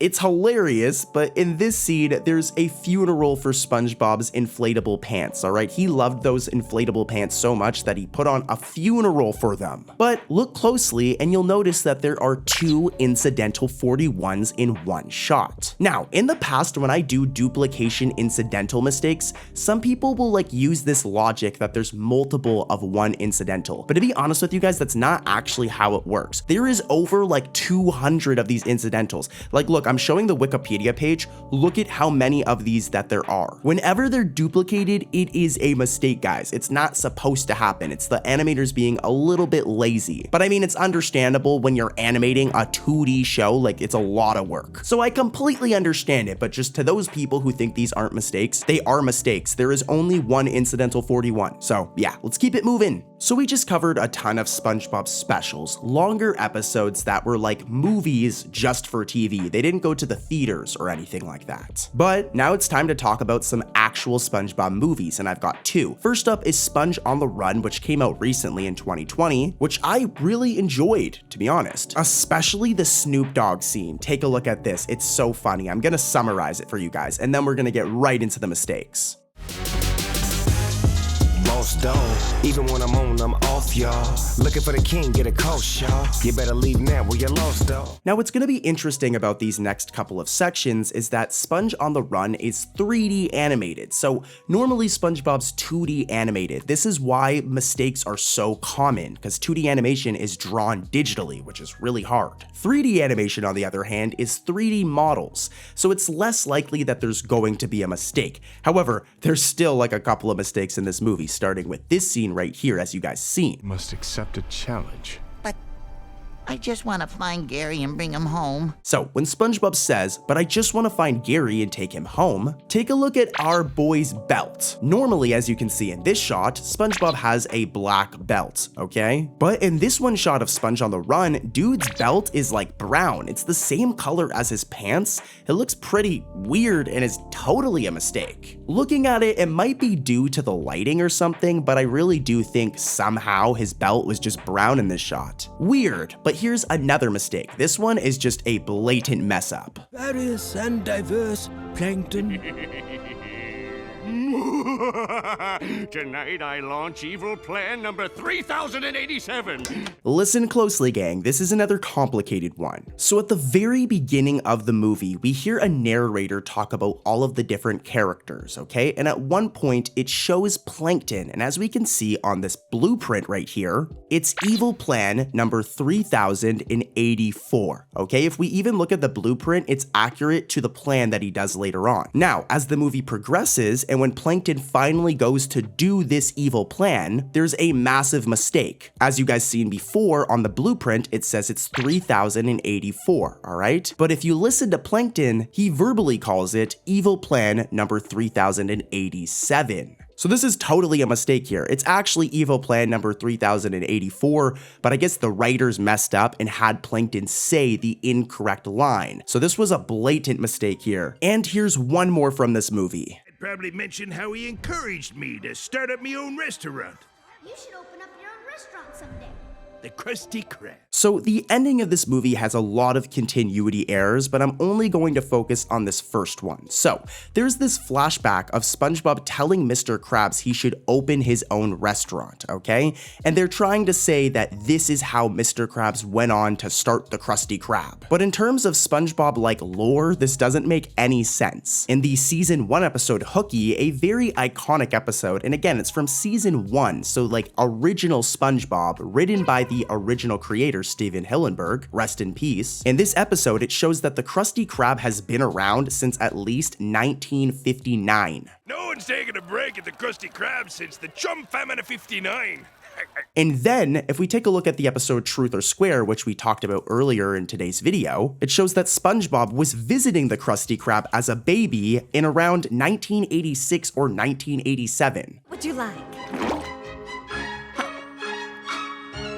So what is being claimed here in Sponge on the Run about SpongeBob, like, causing Mr. Krabs to open the Krusty Krab is blatant cap. SpongeBob wasn't even born yet when the Krusty Krab was invented back in 1959, according to Hooky, and we know this because SpongeBob is seen as a baby in, like, the 1980s in the episode Truth or Square. I can't believe I'm diving this hard into, like, historical facts about SpongeBob, but yeah, it's a mistake, guys. It don't make any sense. The writers were capping on this one, so yeah, SpongeBob did not cause Mr. Krabs to start the Krusty Krab. Next up, we have the episode Hide and Then What Happens. I'm gonna get right into the first mistake. Let's see if you guys can catch it. You aren't the one I'm seeking! No, I'll never find Patrick. He wins at hide and seek. He wins. This one's pretty bad, and it actually happens fairly commonly in SpongeBob. But when SpongeBob says he wins at hide and seek, he wins, one of his eyes actually partially turns yellow, as you can see right here.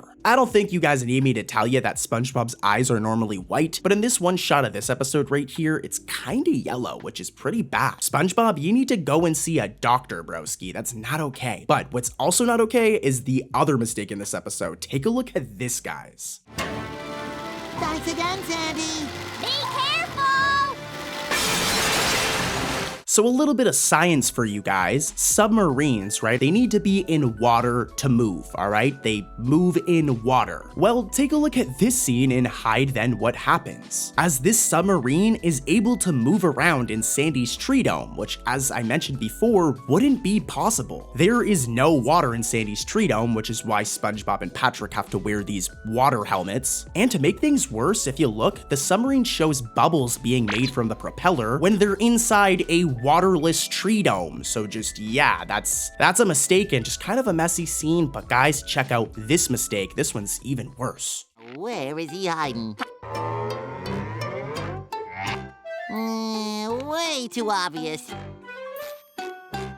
This one's kind of funny. So right here is Conch Street. You guys know this street. It's iconic. SpongeBob, Squidward, and Patrick's houses all are on this street. But in Hide and Then What Happens, when SpongeBob looks around and sees Patrick's house, neither Squidward nor SpongeBob's houses are shown, which is totally a mistake. I mean, again, look at this shot of Conch Street. They should be right there. And even if it isn't a mistake, the animators are very lazy for not drawing them. So just, yeah, a bit of a messy episode, guys. But stay tuned, as I'm saving some of the best mistakes for the ending of the video, so stay tuned, alright? Let's keep it moving. I know I always say stuff like this, guys, but this is seriously the funniest mistake we've ever covered on the channel. Like, I will say that till the day I die. It's in the episode Manray Returns. It's not gonna make a ton of sense at first, but take a look at some of these clips.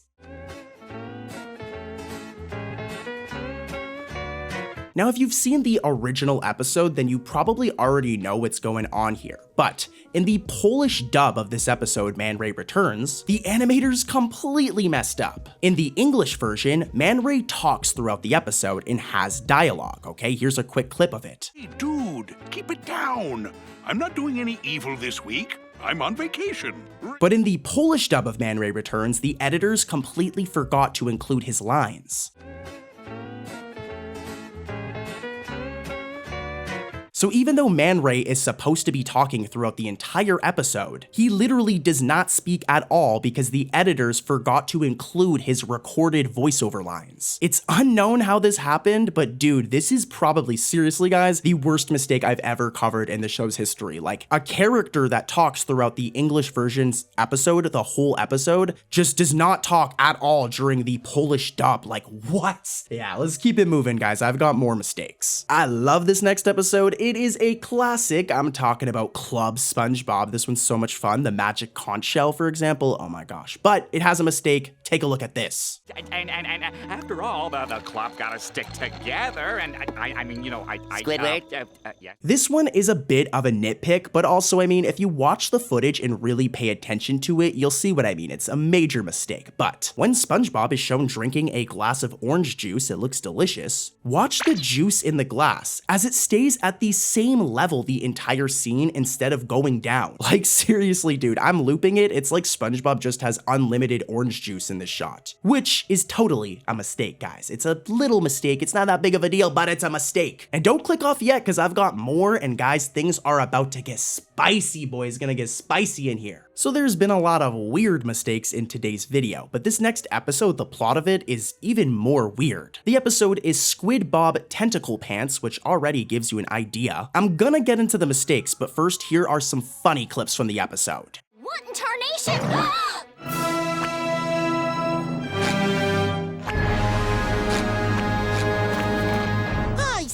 Yeah, SpongeBob and Squidward getting morphed together sounds like a nightmare, especially for Squidward, because he does not like SpongeBob very much. What I don't like personally, though, are the mistakes in this episode. Let's see if you guys can spot this one. No. I have a performance tomorrow. I can't be stuck to that yellow freak.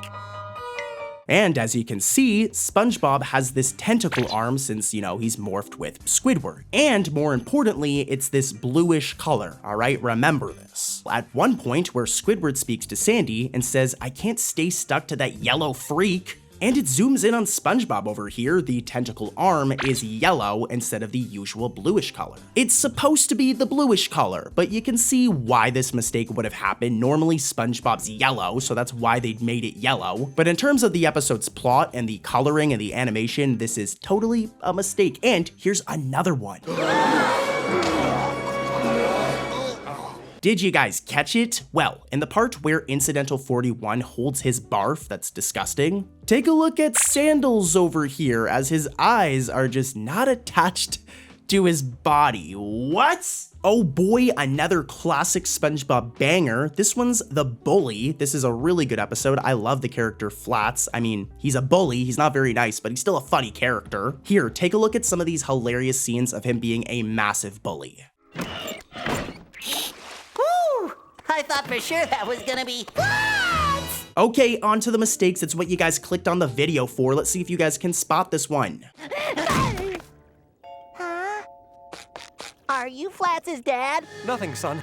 What did I tell you about talking to strangers? So, when SpongeBob comes running out of school and crashes into Flats' dad's boat, this boat right here, we can see that it only has one seat, so only one fish would be able to be in this boat at a time. During this scene, Flats is now randomly shown in the car as well, along with his dad, which wouldn't be possible because there was only one seat unless like Flats is like sitting on his dad's lap. They're both pretty big dudes too. I don't mean to be mean, but they're both kind of thick, so I don't think they'd be able to fit in there. Totally a mistake. And here's another one, guys. You won't miss this one. Flats is from a town where kicking someone's butt means that he wants to be your friend. So as you guys just heard, we could hear Mrs. Puff speaking. All right, we could hear her voice and everything. But if you watch closely during this scene where you could hear her, Flats is making the sand sculpture of SpongeBob and kicks it. But Mrs. Puff's mouth is not actually moving. So how did we hear her? You can see it right here. Her mouth isn't moving, but we heard audio of her talking. So an audio mistake, a weird one. And guys, I've got another one from this episode. This one is spicy. A happy face for Flats the Flounder. Yeah, like I said, this one's spicy, this one's bad. So, when Flats first walks into the classroom, look at the door he comes through and look at where it leads, all right? This door goes from outside to inside the classroom. But later on, when SpongeBob's standing in this hallway, we can see that this door also leads to this hallway, when it should lead outside. I know this one's kind of confusing, hopefully you guys got it, but where this door leads changes, and it's very weird. Not as weird as this next episode and its mistake though, so let's watch it, stay tuned. We don't get a ton of Sandy episodes anymore, but the episode Chips Ahoy is largely centered around Sandy, which I love. Take a look at some of these clips from the episode. I give you the automatic back scratcher, hair comber, nose picker, and ukulele tuner 9000. Okay, mistake time. Let's get into the first and only mistake from this episode. Invented a parallel universe. That's a mirror, Patrick. It's already been invented. So as you guys just seen, we see SpongeBob look in the mirror, okay? And he's wearing his water helmet. It's what he needs to survive. However, if we look in the mirror, he's not wearing the helmet. First, he's wearing it, and we even see him go to look in the mirror, but then when we see his reflection in the mirror, the air helmet is just not there, or the water helmet, I mean, is just not there. First up is the episode Choir Boys, which has some wild mistakes. Roll the clips.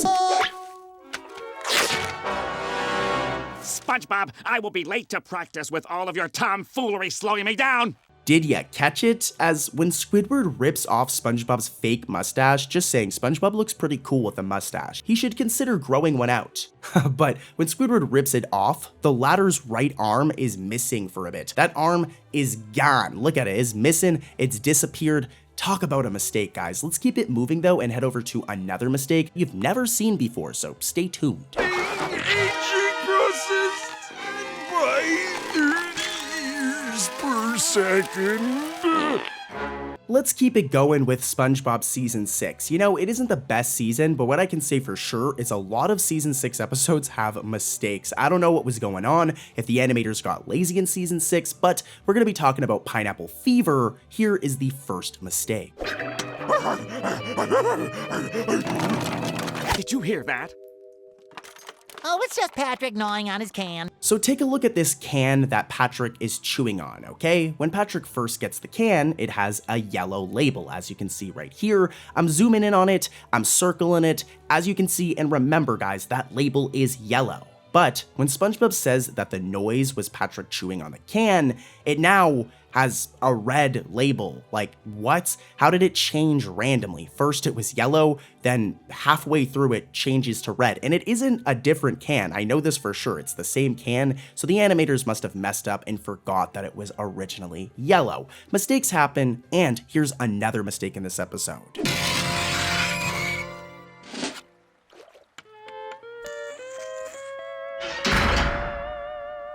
Did ya catch it? Well, if you did, I'm impressed because this one is easy to miss. But when SpongeBob looks at the chalk Squidward threw down, his lower lip is black when it's supposed to be red. I'm zooming in here, and yeah, his lower lip is black. That's SpongeBob, man. You need to go have a shower or something. I don't know how your bottom lip is black. That is gnarly, dude. But yeah, 2 mistakes in this one episode, guys. Jeez. Let's keep it moving, though, and head over to another episode. Stay tuned, guys, because I'm saving some of the craziest mistakes for last, and you don't want to miss them. Exact change. Exactly. Clink. Clink. Clink. Enough with the pennies! Next up, let's head over to Season 12 and talk about a fairly good episode that I personally enjoyed, that being Squid on a Bus, which I mean, the title's pretty self-explanatory for this one, guys. It's about Squidward taking the bus. It's a good episode, but like most episodes of SpongeBob, it does have 3 mistakes hidden in it, and these mistakes are really, really bad, guys. Here's mistake number 1. Where's that bus? I've been waiting for almost an hour. Late again. 1 coin. So in the opening of the episode, Squidward appears to be wearing a watch on his right wrist, right? You can see it right here. I'm zooming in on it. But seconds later, when the bus door opens, Squidward's watch is just missing now. I doubt the dude took it off to go in the bus. What I think happened is in this first shot right here, the animators drew him with a watch, but then the animators forgot about the watch because in this scene, the watch is just gone. Poof, it went missing. And that's not the only thing missing in the beginning of the episode, as there's another mistake that's kind of similar similar to this one. Roll the footage again. I've been waiting for almost an hour. Almost an hour, he says. Did ya catch it? Well, take a look at this shot of Conch Street right here. As you can see, it goes Patrick's house, Squidward's house, and then good old SpongeBob's house right here, that old-fashioned pineapple house. Now I'm hungry. But in that opening scene, where is SpongeBob's house? It should be right there. You could say that, you know, it just wasn't on the screen, but the distance between Squidward's house and SpongeBob's house is not that wide, and I'm pretty sure the animators were just feeling kind of lazy in this scene and didn't draw SpongeBob's house, which is still technically a mistake. But wait, there's more. Here's mistake number 3. Let's see if you guys can catch this one.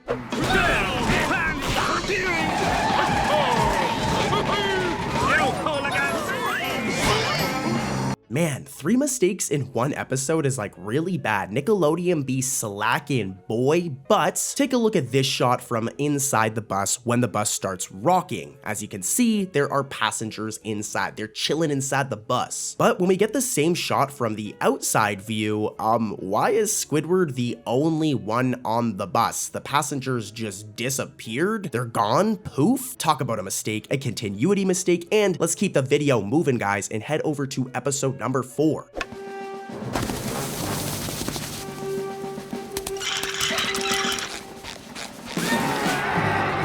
Here are 2 really quick mistakes that happen in the season 6 episode, Sandcastles in the Sand. Keep those eyes peeled, roll the footage.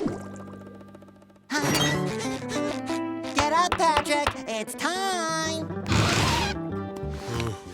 So take a look at this shot of SpongeBob's house right here, his iconic pineapple home. I want some pineapple now. I always say this, but you know, pineapple's really good. But anyways, as you can see, SpongeBob's iconic pineapple home has a chimney on it. Even take a look at this footage from season 1. It's always been there. He's always had a chimney. But in Sandcastles in the Sand, when SpongeBob leaves his house, where is it? Where'd it go? His house is missing its chimney, and it looks really weird. This was definitely a mistake. I guess whoever animated this part of the episode forgot that SpongeBob's house has a chimney. So yeah, not that big of a deal, but definitely a mistake. And here's another one. Like I said, it's really quick. Hey,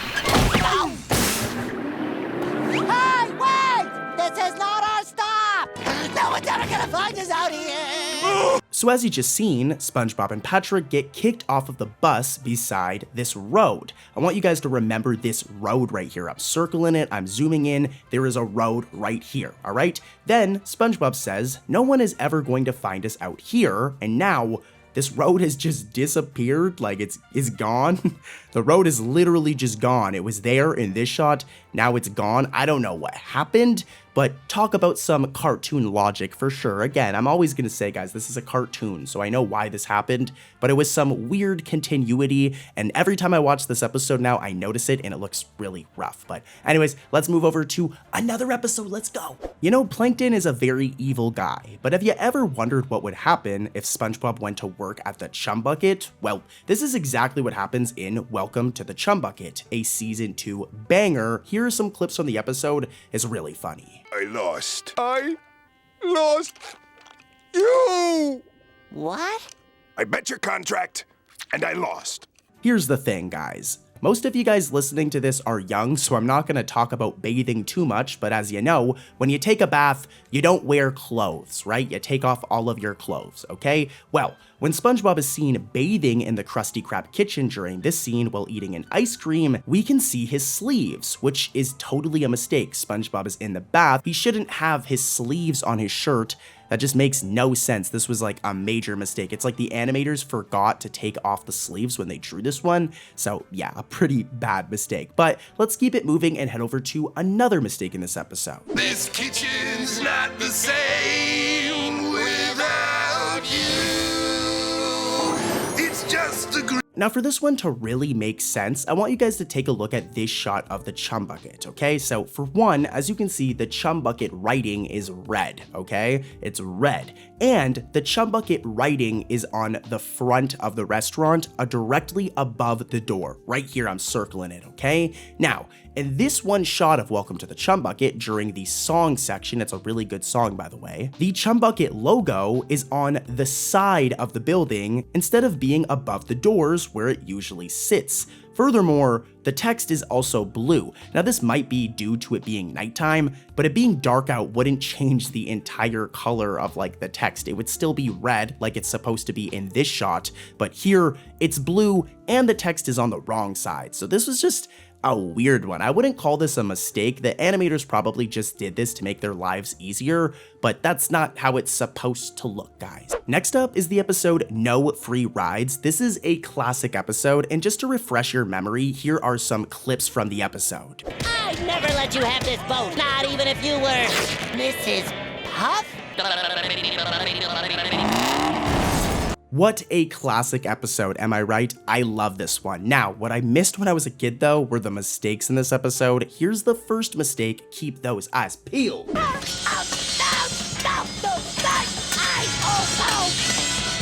Educational television! Did ya catch it? Now, this is more of an animation error, and it's not that big of a deal because it's a cartoon, but when SpongeBob gets grated by cheese graters, that would be a terrible way to die. His eyes come out of the cheese graters several times. This would only happen one time. His eyes would go through once, they'd be shredded. It's not like SpongeBob has multiple pairs of eyes, so this was a bit of a weird mistake on the animator's end. And that's not it for this episode. I have another one. Booty, you're cold. Take my socks. Oh, Bodie, I'm always gonna take care of you. So, as you just seen, SpongeBob gives the boat his socks, alright? He takes them off and gives them to the boat. But then, how does he have them back on as soon as he hops into the boat's side? Again, this is just cartoon logic, right? It's fine, but it's still a bit of a funny continuity error. It's like the dude literally just gave him his socks, now somehow he magically has them back on. Whatever. For a second there, I mistook you for a threat, but you're just a dirty little man. So long, shrimp! Kicking things off is the season 3 banger, The Algae's Always Greener. Here's the first mistake, roll the clip. Even if I have to come back tomorrow, and the next day, and the next day, and the next day, and the next day, and the next day.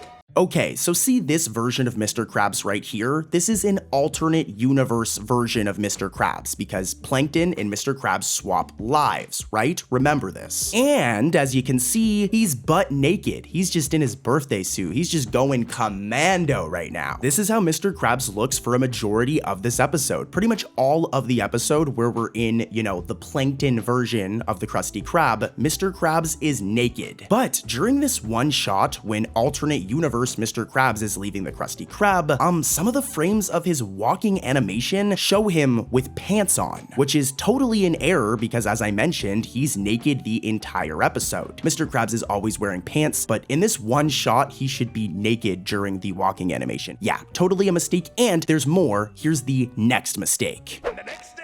Phone call, Mr. Plankton. And the next day. And the next day. And the next day. And the next day. Now this one is way more blatant, like I don't even know how the animators missed this, but when SpongeBob gives Plankton the phone, take a look at his belt lock. Normally it's yellow, as you can see in this shot, but for some reason for about a frame, it's red. I don't know what's up, SpongeBob, he's just switching up the drip, you know, switching up the belt buckles mid-episode. It looks good, but yeah, that's definitely a mistake, and here's another one. Roll the clip. But it's just an ordinary Krabby. Oh my goodness! Squidward! I tried, Mr. Plankton.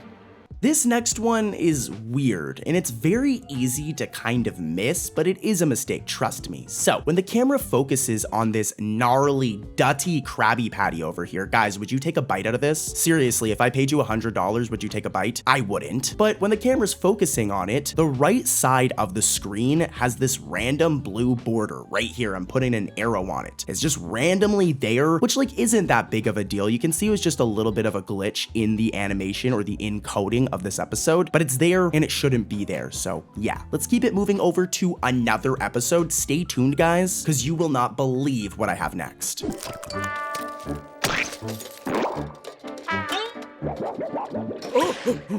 Well, this record won't. Next up, I have two really quick mistakes in the episode. Sing a Song of Patrick from season 5. Here, let's see if you guys can catch this mistake. Take a look. Who's responsible for that song on the radio? No, it's not that bad.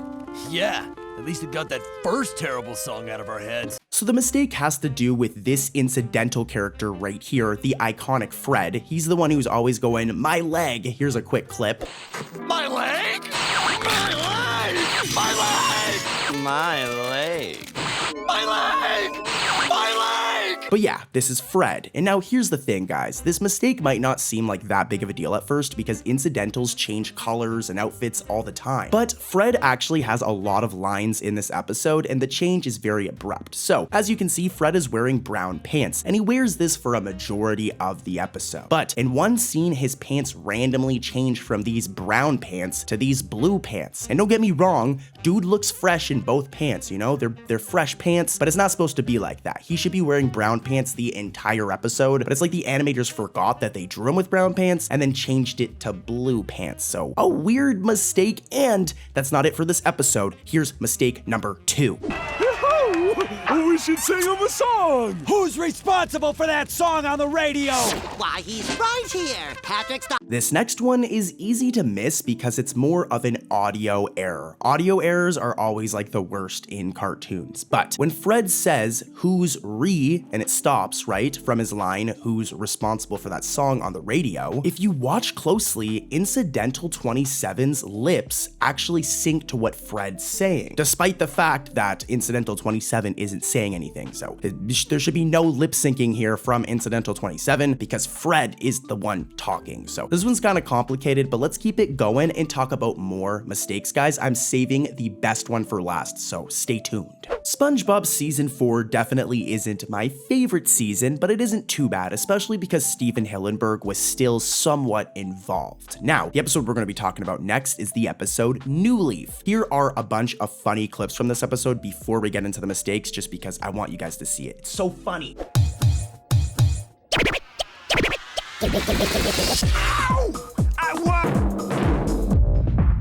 Alright, let's get into the mistakes. Now for this first one to make sense, I want you to take a look at this shot of Plankton, and I know it's kind of weird, but look inside his mouth. This is your hint for the mistake. Roll the clip.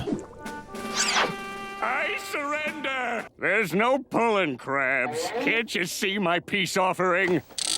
So as you've seen before I played that clip, Plankton's mouth is normally red, okay? It's always red, the inside of his mouth, ever since like season 1. But for some reason in this episode, I don't know what's going on, it's purple. It's never been purple before, and it's never been purple again. So whoever colored Plankton's mouth this time needs to go back and educate themselves on SpongeBob, because his mouth is supposed to be red. Anyways though, let's move over to another mistake. Roll the footage.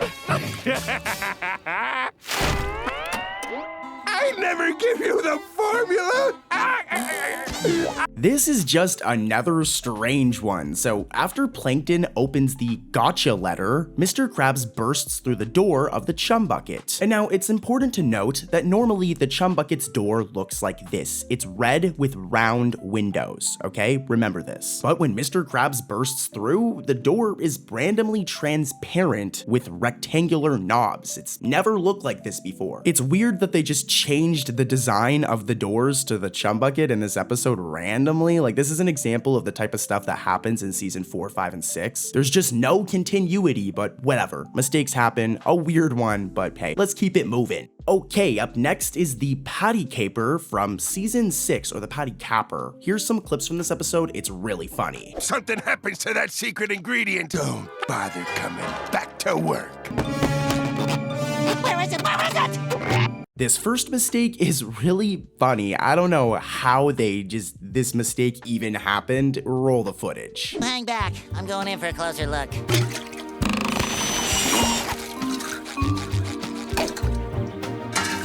So as you know, the inside of Sandy's tree dome has air and water can't get in, right? But at one point of this episode, SpongeBob digs a tunnel to Sandy's tree dome underground. But for some reason, the tree dome does not fill entirely with water via the tunnel, despite the fact that the water flows into the tree dome. It like stops when this should have flooded Sandy's entire tree dome, guys. They're undersea, and this made an opening from the ocean into Sandy's tree dome. It wouldn't just fill with a little bit of water. They would drown. So yeah, I don't know what happened here, but here's another mistake. Whoa! Hey, don't I got a say in this? I'll see you later, SpongeBob. Things are getting... First up is the season 2 banger, Bubble Buddy. I love this episode. SpongeBob gets his own Bubble Buddy in this episode, and it really bothers Squidward. But this episode is full of mistakes, guys. There's spicy mistakes hidden in this episode. I'm gonna show clips, and let's see if you guys can spot those mistakes. Wait, there's cheese on these patties. And?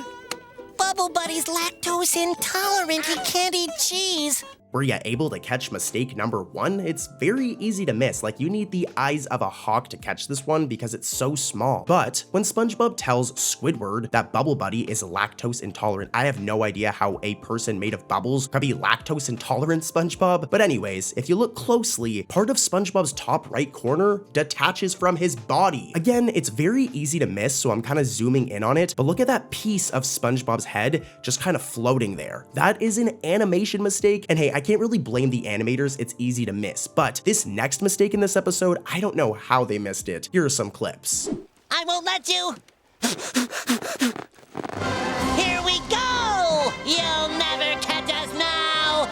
Now for this one, you really need to be keeping an eye on our boy Squidward over here, as take a look at this footage from the episode Culture Shock when Squidward does his iconic dance. Look at those fresh dance moves.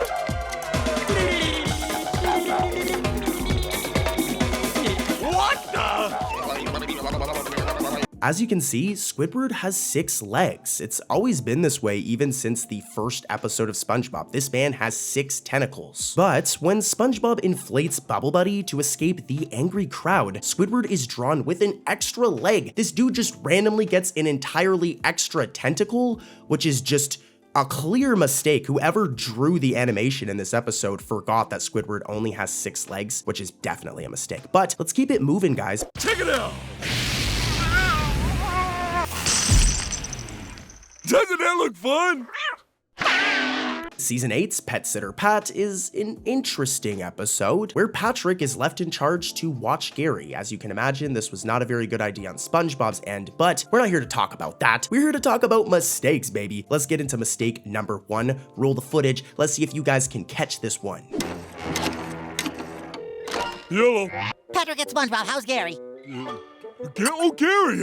Oh, yeah, he's fine. This one is super easy, guys. Like, you all should have caught this one. You don't even need me to tell ya. I'm expecting you guys to know already. But this is how a normal phone looks, right? And as you know, phones normally have 10 number digits on them, right? There's 10 number digits on an actual phone. But I don't know what kind of phone good old Grandma Squarepants is using, because look, it only has 7 number dials, which is totally a mistake. I know they're in Bikini Bottom, but we've seen phones in other episodes of SpongeBob, and they have the right number of digits, so this was definitely a mistake. It's a funny one, to be honest, but let's keep it moving and move over. So when you get old, like your big brother Corey over here, all right, your big brother cartoon Corey, I'm turning old, I'm getting old, Sundays become like a very important day. It's like your day off because you're working all the time. So I'm not surprised that Squidward gets so annoyed at SpongeBob and Patrick for ruining his Sunday off in the episode Good Neighbors. I'm gonna get into the mistakes as this episode has a whopping 3 mistakes, holy, but here, take a look at the plot for yourself. It's actually a really good one. We'll get into the mistakes right after though.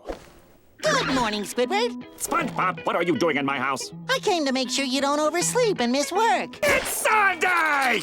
I feel bad for Squidward in this one. Man is busting his butt at the Krusty Krab all the time, working hard, dealing with SpongeBob, alright, dealing with Mr. Krabs and his greedy butt, and then SpongeBob and Patrick ruin his Sunday off. Poor Squidward, but guys, be prepared as I'm about to ruin your childhood. Take a look at this mistake. However. What's that, Squidward? It's Sunday!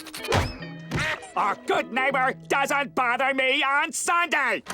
This is another one that just makes you laugh, like, a lot, as when Squidward angrily throws SpongeBob out, he's seen wearing his regular clothes. You can see it right here, his regular OG fit. But in the very next shot, dude is now wearing his pajamas, and this happens in a matter of seconds. Like, literally, he's seen in his regular clothes, and then the scene changes, and now he's in his pajamas. Weird continuity error, but let's keep it moving, guys. I've got a couple more episodes coming up.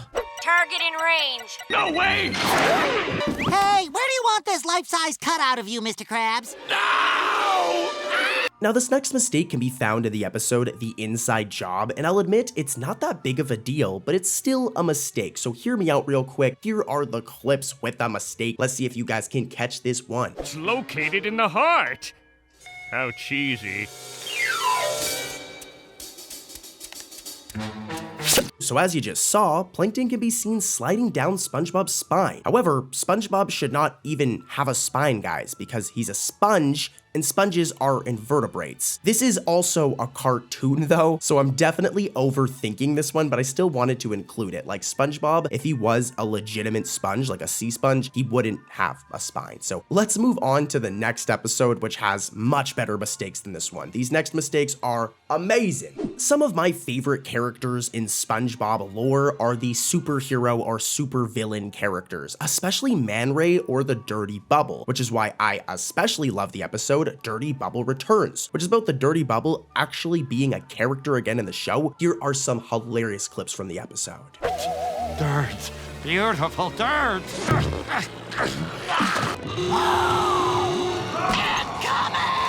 It's a funny episode, right? It's got some really funny clips, and it's awesome to see the Dirty Bubble back in action. But what isn't so nice to see is the mistake in this episode. It's very, very subtle and easy to miss, but the mistake itself is actually really bad. Here's the clip.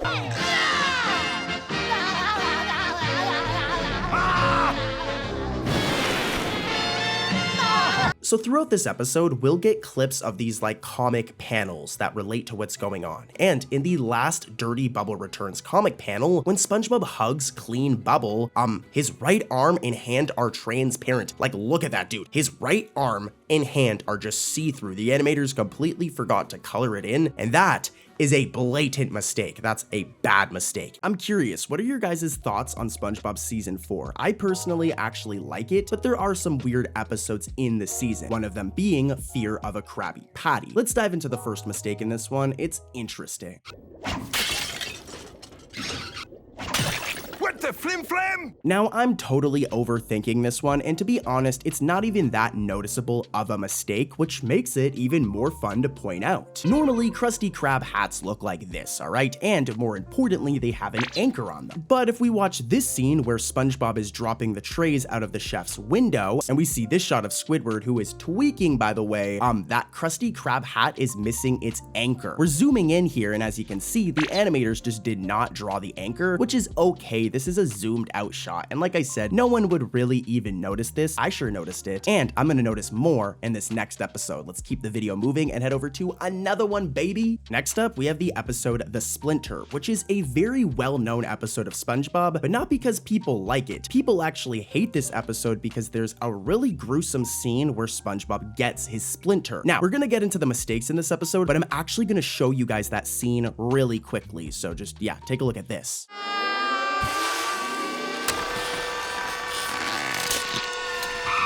Yeah, dude, that was gnarly, especially for a kid's cartoon, and you can see this is when SpongeBob started focusing less on like actual comedy and started using like grotesque humor and like grotesque scenes of Squidward or SpongeBob getting beat up to keep things entertaining. But anyways, we're not here for all that. We're here for mistakes. Here's the first one.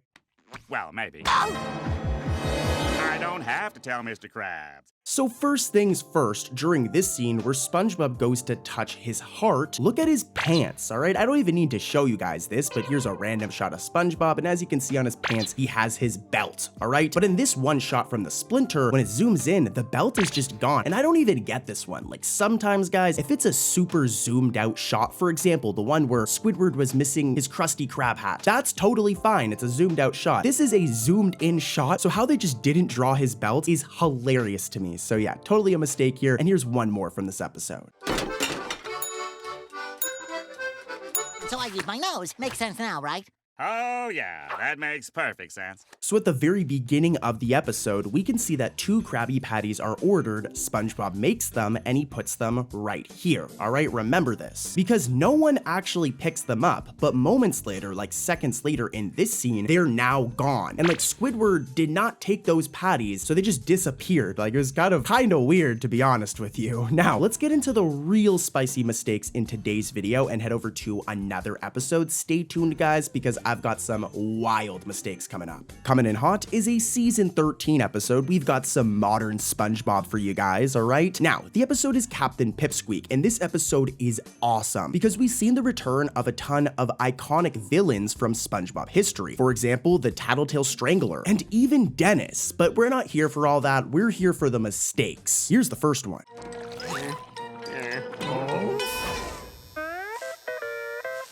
Wrong dumpster. So this first one is funny. Now, during this scene where we can see Plankton inside one of the dumpsters, we can see that he doesn't have gloves on based on his hands. Remember this as it's important, because give it a few seconds and then when we get to this shot, look, his gloves are just randomly back on him again. So this was totally a mistake. You can see that at first they drew him without gloves and then they decided afterwards, oh, we're gonna put the gloves on. I highly doubt, dude, just put them on in the garbage, though that would be very hygienic, Plankton. Anyways though, here's another mistake from this one. Smart thinking.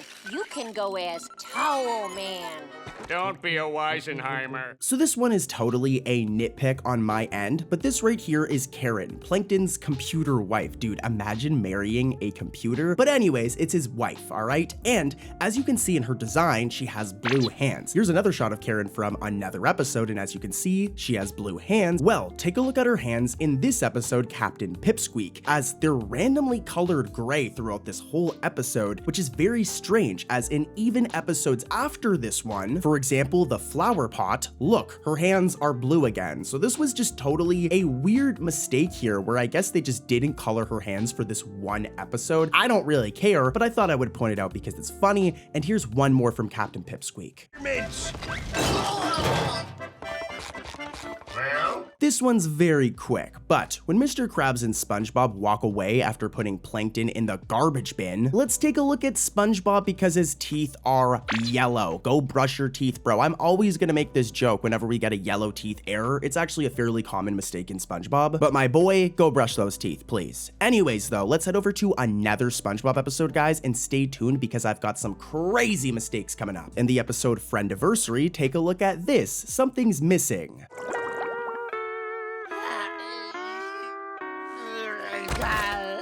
Yeah, you guys probably caught this one. It's pretty easy. Where is the back door to the Krusty Krab? Like, it's a cartoon, you know, it's fine, I get it, but the back door should be there. It's been there ever since like the first season. And also, by the way, take a look at this shot right here. As you can see, the Chum Bucket and Krusty Krab are canonically across the street from one another. Well, where is the Chum Bucket in this shot of Friendversary? It's just not there. So yeah, a couple mistakes in this one right here. And let's keep it moving, guys. These ones were minor. It's time we get into the really bad mistakes today. Let's head over to another episode. Who remembers Picture Day back at school? Well, there's an episode completely based on this in SpongeBob called, well, Picture Day. It's from season 5. Now, this episode has two really bad mistakes that we're gonna dive into, but it also has a bunch of funny moments, so roll some funny clips from this episode, and then we'll get right into the spicy mistakes. Please, you've got to spare me. I've got picture day today. Oh, pictures, huh? You guys know what time it is. Let's expose the mistakes in this episode. Roll the footage. Here's the first one. Well, I'm not sure how I did it, but I Fiddlesticks. Did you guys catch it? Well, look at SpongeBob's pants during this scene as a part of it turns yellow. I'm zooming in so you guys can really see. Yeah, that part right there beside his arm is yellow, and that's like incorrect. That's a major mistake by the animators. And here's another mistake from this episode, but this one's a lot more technical, so pay close attention. That moody brooding. This will clean you up. You guys might have caught it from the clips we just played, but I'm sure I'll need to explain this one. So we can see that Tom Kenny, this guy right here, here's a picture of him, is credited as the photographer at the boating school. And we can see that Bill Foggerback, I totally butchered his name, but this guy right here, is credited as the trucker who is blinded by sunlight. But here's the problem, listen to the clips again.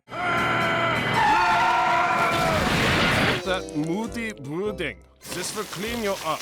Yeah, the animators or whoever edited this episode got it completely flipped. It's actually Tom Kenny who voices the trucker, and it's actually Bill who voices the boating school photographer. So a bit of a technical mistake here, like their credits got swapped clearly, and as you can tell, it's their voices on those characters. So yeah, interesting mistake here. And we've got even cooler ones coming up, so stay tuned and let's head over to another episode, baby. Let's go. Home Sweet Pineapple. In this episode, SpongeBob loses his iconic pineapple home, but what really matters here are the mistakes in this episode. Here's the first one. Hooray, Gary! We're finally huge! Did you guys catch it? Well, as you guys just seen, there's a moment at the beginning of this episode where we see SpongeBob sit upon his bed. And as this happens, look, the back of the bed just disappears. I have no idea how I even noticed this one, but yeah, the back of your bed doesn't just disappear randomly, especially when there's shots in this episode of his bed with the back of it being there. So yeah, but let's head over to the next mistake in this episode. Yeah, me too. Yep, this is great. This one is just funny. So, before Squidward returns to bed in the scene you guys just saw, after he gives SpongeBob a nice glass of water, this pillow right here is square, alright? Remember this, I'm zooming in, it is a square pillow, only fit for one person. But as the scene progresses and Squidward eventually goes to bed with SpongeBob, the pillow has just randomly changed, and it's now suddenly rectangular and wide enough for two people. Here's like a side-by-side, as you can see. Originally, it was like a single person square pillow, and then now it just changes to like a rectangle. I don't know, maybe they got an additional pillow, but this all happens in a matter of seconds. So yeah, a bit of a continuity error here. And there's one more from this episode, guys, and then we're gonna head over to another episode. Take a look at this.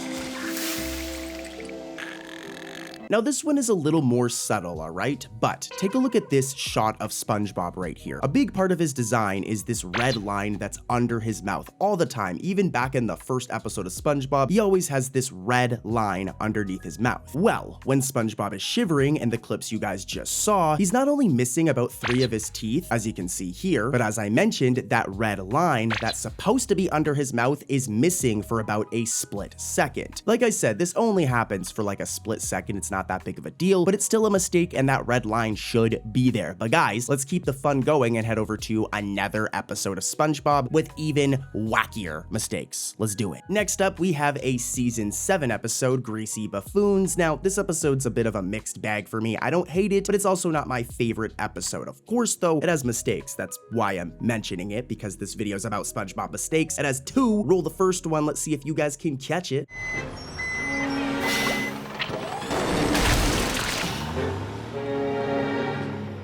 Yeah, so as you guys know, SpongeBob is not the best driver. I mean, Mrs. Puff has to deal with this dude crashing the boat all the time and failing his driving exams. But for some reason in Greasy Buffoons, randomly out of nowhere, SpongeBob is shown to drive a truck perfectly, while in other episodes, as I've mentioned, he does not know how to drive a boat at all. Furthermore, SpongeBob and Mr. Krabs are shown driving along to what seems to be a highway to drop off the grease to the chum bucket, and this itself is also a mistake, as canonically, the chum bucket is right across the street from the Krusty Krab, as you can see in some of these shots. Here's one shot right here. As you can see, they're directly across from one another. So yeah, 2 mistakes in one scene right here. SpongeBob should not be able to drive a truck, and the Krusty Krab and chum bucket should be directly across from each other. They shouldn't need to drive on a highway to get there. But anyways, there's another mistake in this episode that's even spicier. Roll the clip. No extra pay. This one is really funny, and you need to pay close attention to really catch it. But when Squidward vanishes in the clips you guys just seen, he like fades away, alright? It's after he's been told to clean out the grease trap. He fades away, but he can still be faintly seen standing in the same spot he was before once he actually fades away, as you can see here. It's very faint. You can see it right here. He was supposed to completely disappear, but the animators messed up a little bit and left like a little bit of him there. And like I said, it's a really funny mistake. Not as funny as the mistakes coming up though, guys. Things are going to get wild. Texas, this episode is all about Sandy wanting to go back to Texas and getting a little homesick. And as a matter of fact, I'm gonna show the 3 mistakes in this episode. They're really bad, but here are some funny clips from this episode just to jog your memory on it. It's very nostalgic, and then we'll get to the mistake. I miss my 20 acres, barbecues and pecan pies. Oh, why? Such an iconic episode, but even iconic episodes like this have mistakes. Here's the first one. Surf's up, Sandy. No thanks. This one's subtle. The other two mistakes in this episode are a lot worse, so stay tuned. But whenever Patrick and SpongeBob try to catch jellyfish, our girl Sandy Cheeks over here, her outline just randomly turns green. Like, look, I'm showing it in slow motion, and it's just randomly green. Normally, it's like black, as you can see in this shot, but in this one shot, the outline just randomly turns green, which is very weird. But what's also weird is this other mistake from Texas. Roll the clip. I'm warning you, SpongeBob. Look, Patrick, I'm Texas. Yeah, so remember that bottom lip outline, that red line that's under SpongeBob's mouth that I mentioned earlier on in the video, right? This thing right here. Well, right before SpongeBob and Patrick start walking around in a circle in this episode, Texas, dude, look, SpongeBob has 2 of those lip outlines. It's kind of funny. Back in the other episode we talked about, he was missing it, but in this one, he has 2, which was totally like an animation glitch. This has never happened since or before this, and is totally a mistake, and so is this next one. This is also a really bad mistake. Take a look at these clips right here. It's your own little slice of Texas. Homemade peas in a can pies. And we got our very own 10-gallon hat. So what do you think? You gonna stay? This one's very, very weird, but during this scene, Mrs. Puff is there, all right? She's there and she's a part of the scene, but she just randomly disappears and cuts out when SpongeBob puts on his 10-gallon hat and is then not seen again for like the remainder of the episode. It doesn't seem like that big of a deal, but if you watch the scene, you'll see what I mean. It's very, very strange. But let's head over to another episode, guys. A couple more mistakes left to explore, and things are going to get spicy. Next up, we've got the inside job. Now, this episode's very underrated, and I don't feel like a lot of people have seen it, so before we get into the 2 awful mistakes in this episode, here are a couple clips recapping what happens in the episode. I'll make it quick, and then we'll get right into those mistakes, baby. Show that footage. Where am I? Okay, it's time for mistakes. Here's the first mistake in the inside job. Take a look at this. Hey, the lights are back on. Okay, did you guys catch that? Well, when SpongeBob screams as he notices the sponge patty he unknowingly made, our boy needs to brush his teeth as his teeth are yellow for like a split second. It happens really fast. And you know, this is actually a very common mistake throughout SpongeBob. But yeah, his teeth are yellow, and I don't think I need to tell you guys that that's a mistake. That shouldn't happen. And neither should this. Roll the clip. Hey, everybody! Wait, that's not what I wanted to say.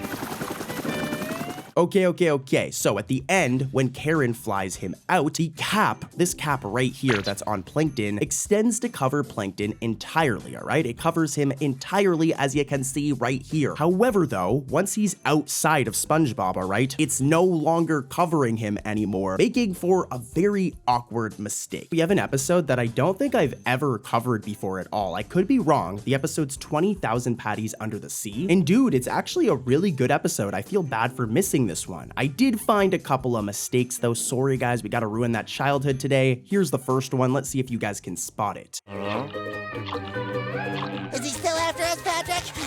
I don't know, buddy. I know you guys got that one. If you didn't though, Cartoon Corey's got you covered. So it's pretty bad, but as SpongeBob and Patrick are running away from the jellyfish, look at SpongeBob's left shirt sleeve as boom. The animators just completely forgot to color it in. It only happens for like a split second, but look at that, I'm zooming in. It's just not colored in and it looks ridiculous. I don't even think I need to show you guys this, but here's a PNG of SpongeBob. As you can see, his sleeve does not look like this normally. So big mistake here, and here's another one from the same episode. I think you guys can catch this one. Take a look. Please, contact imminent, Patrick.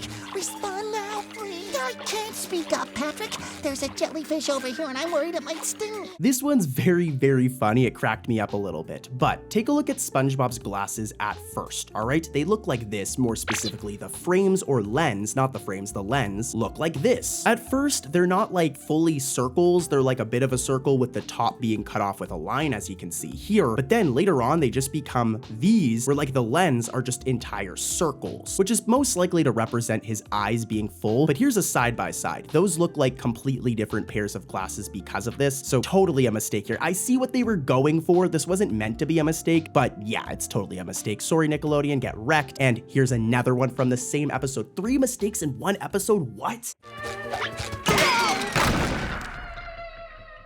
that, Patrick, this!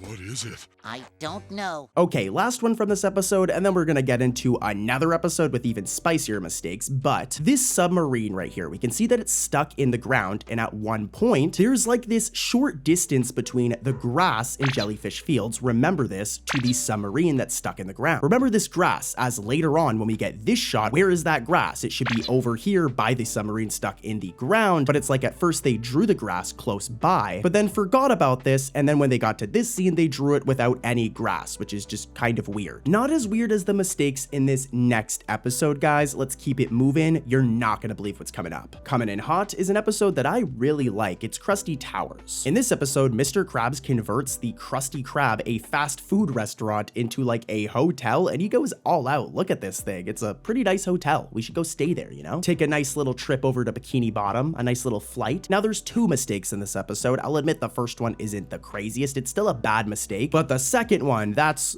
where things are questionable. But yeah, here's the first mistake from Krusty Towers. Take a look at this. And thus, the Krusty Towers was born.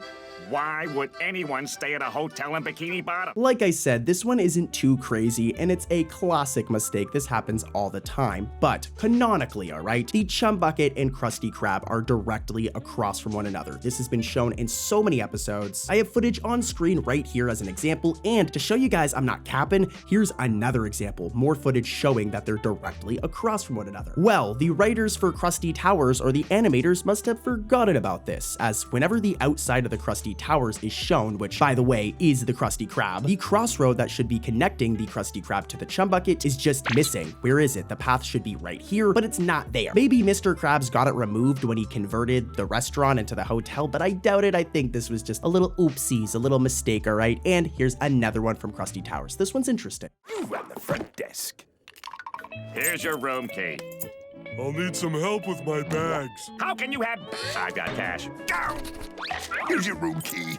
SpongeBob, carry my things to my room. Let's dive into this second mistake. Maybe you guys caught it, maybe you didn't, but let me explain. So, despite Squidward and Patrick both getting a room key for Mr. Krabs, they get a key, this bulletin board right here that has all of the keys on it stays the same, which might not sound like a mistake, but for example, here's the bulletin board before they get their keys with all the keys on it, meaning that when Squidward and Patrick got a key, there should be two keys like taken away from this bulletin board, which they didn't do, which I'm not even gonna call lazy. I mean, I'm just being like a nerd by nitpicking this, but I mean, come on, if Squidward and Patrick took keys from this bulletin board, the bulletin board would have two less keys. It just makes sense, but it's a cartoon and it's not that big of a deal. But let's head over to another episode that actually has some blatant errors. Like these mistakes coming up are massive. Up next, we have Pest in the West. This is a really special episode. I mean, it's literally a SpongeBob special, meaning it's longer than normal, but it's all about us going back in time to the Western days of Bikini Bottom, before SpongeBob, Patrick, or anyone was born, and it focuses on SpongeBob, this guy right here who looks exactly like SpongeBob, but he's a cowboy. Everybody's a cowboy in this episode. It's pretty fun. What isn't so fun, though, are the mistakes in this episode. They're actually really bad in this one. Here's the first one.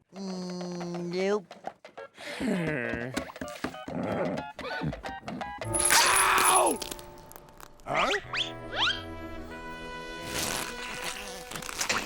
So throughout a majority of this episode, like 70% of the episode, SpongeBob here, who isn't SpongeBob and is from the past, is always seen wearing these black cowboy boots, all right? Black cowboy boots because shoes, like running shoes, were not invented yet. Most likely, at least. I mean, I highly doubt that back in like the 1800s, people were walking around in Jordans and Yeezys, you know what I mean? So yeah, the black boots make sense for this episode. But then, randomly at that 70% point, I guess the animators forgot about the boots because from there on out, SpongeBob is just randomly wearing his like modern day socks and shoes. And it stays like that for the remainder of the episode. I get it, this is part of SpongeBob's design, but this is SpongeBuck. And again, we're like years in the past, so running shoes wouldn't really be a thing yet. So this is actually like a really bad mistake if you think about it. It's like the animators completely forgot about the boots. But anyways, I'm rambling, I'm talking all this smack. Here's another mistake from this episode. It was a town that lived under the tyranny of a nasty no good galoot Deadeye. Thank you, Sheriff SpongeBob, for saving our town. This one's a little more complicated, but the buildings in Deadeye Gulch, which is like the town this episode takes place in, are constantly changing throughout the episode. The Krusty Cantina and the bank are mostly the same throughout the whole episode, but some buildings change color and name. The Deadeye General Store, which you can see right here. As the episode progresses, it just randomly turns into Deadeye Boots, a completely different store in this shot right here. Like, what's going on? It's in the exact same spot that it was before too, so this was totally a mistake. All right, so we just covered various episodes with a couple of mistakes in each episode, like 2 or 3, all right? But now we're gonna talk about an episode with like 10 mistakes in the one episode. The episode is The Paper. How it's gonna work is I'm gonna play the clip with the mistake, and then I'm gonna come back and explain what the mistake is, all right? Here is the first one from The Paper. I'm partial to doing it in the key of A minor myself. I wouldn't be surprised if you guys didn't really catch that first mistake from this episode. It's kind of technical and you need to be like a musician to get it, which by the way, Cartoon Corey's a musician. Here's a quick clip of my band, by the way.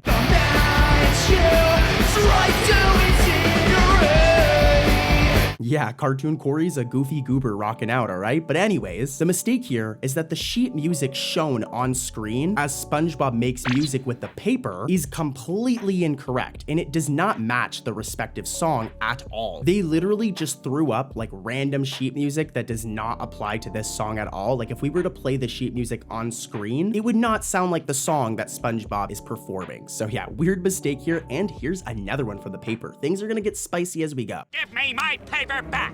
Now let go of it. I said let go of it. Let go, let go, let go, let go, let go, let go.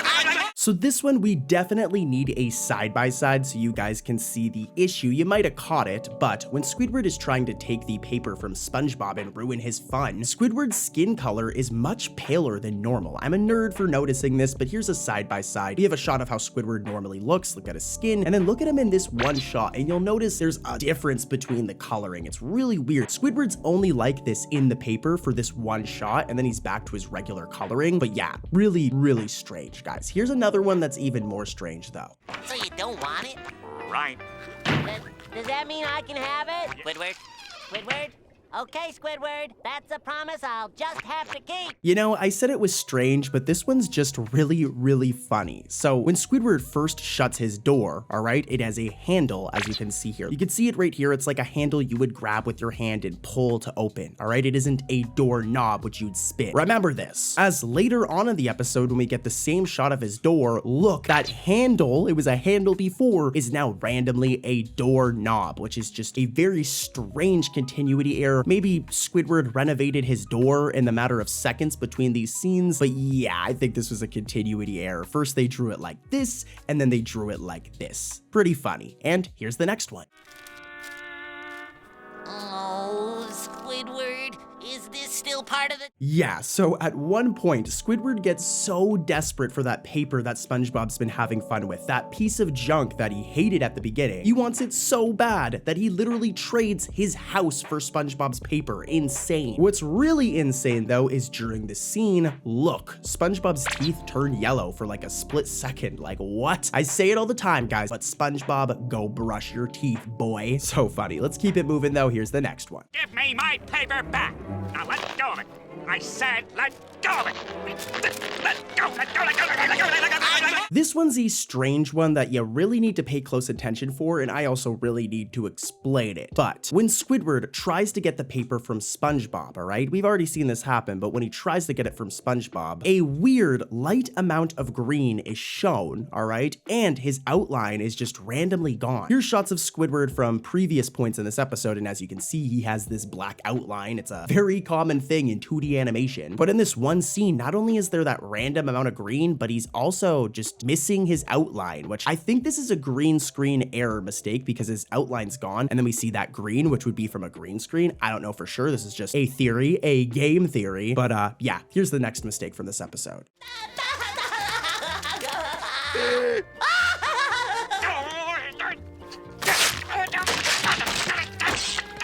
I have no idea how I caught this one. I'm very proud of myself. You guys might have caught it yourselves, but when Squidward is painting and gets distracted by SpongeBob's paper, his picture, the thing he was painting, has the mouth closed. Remember this? I'm zooming in. Remember, the mouth on this painting is closed, zip shut. But when he eventually breaks it and snaps it in half, one of the halves show the mouth is open with a smile. Here's a side-by-side. This is a total mistake here. First it was closed, like the mouth was closed, and now it has like a smile. I don't think Squidward refined his painting in the midst of snapping it in half, so very, very weird. And you know what's also weird? This next mistake, guys.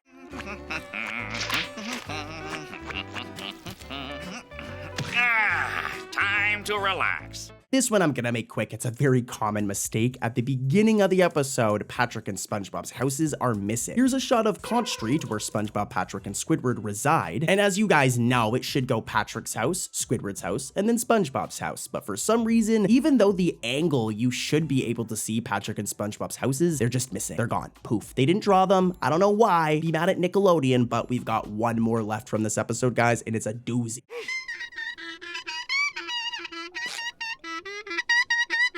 So for this one to make sense, let's take a look at SpongeBob's house. We just seen it in that image of Conch Street, but here's one focused on his home from an actual episode of SpongeBob. And you'll notice it has a chimney right here. Remember this. As a matter of fact, let's go back in time to like 1999 to the first episode of SpongeBob. And look, there's a chimney on his house as well. It's been like this forever. Well, when SpongeBob tries on Squidward's shirt in this episode, the animators just forgot about this because his house is missing its chimney. Here's a side-by-side. There should be a chimney, but it's not there. First up, we've got a pretty weird episode from season 7, A Pal for Gary, an episode where SpongeBob gets Gary a pal, but that pal ends up being a very evil monster. But what we're here for are mistakes. Here's the first one. Poor little snail. Just wanted some fun time.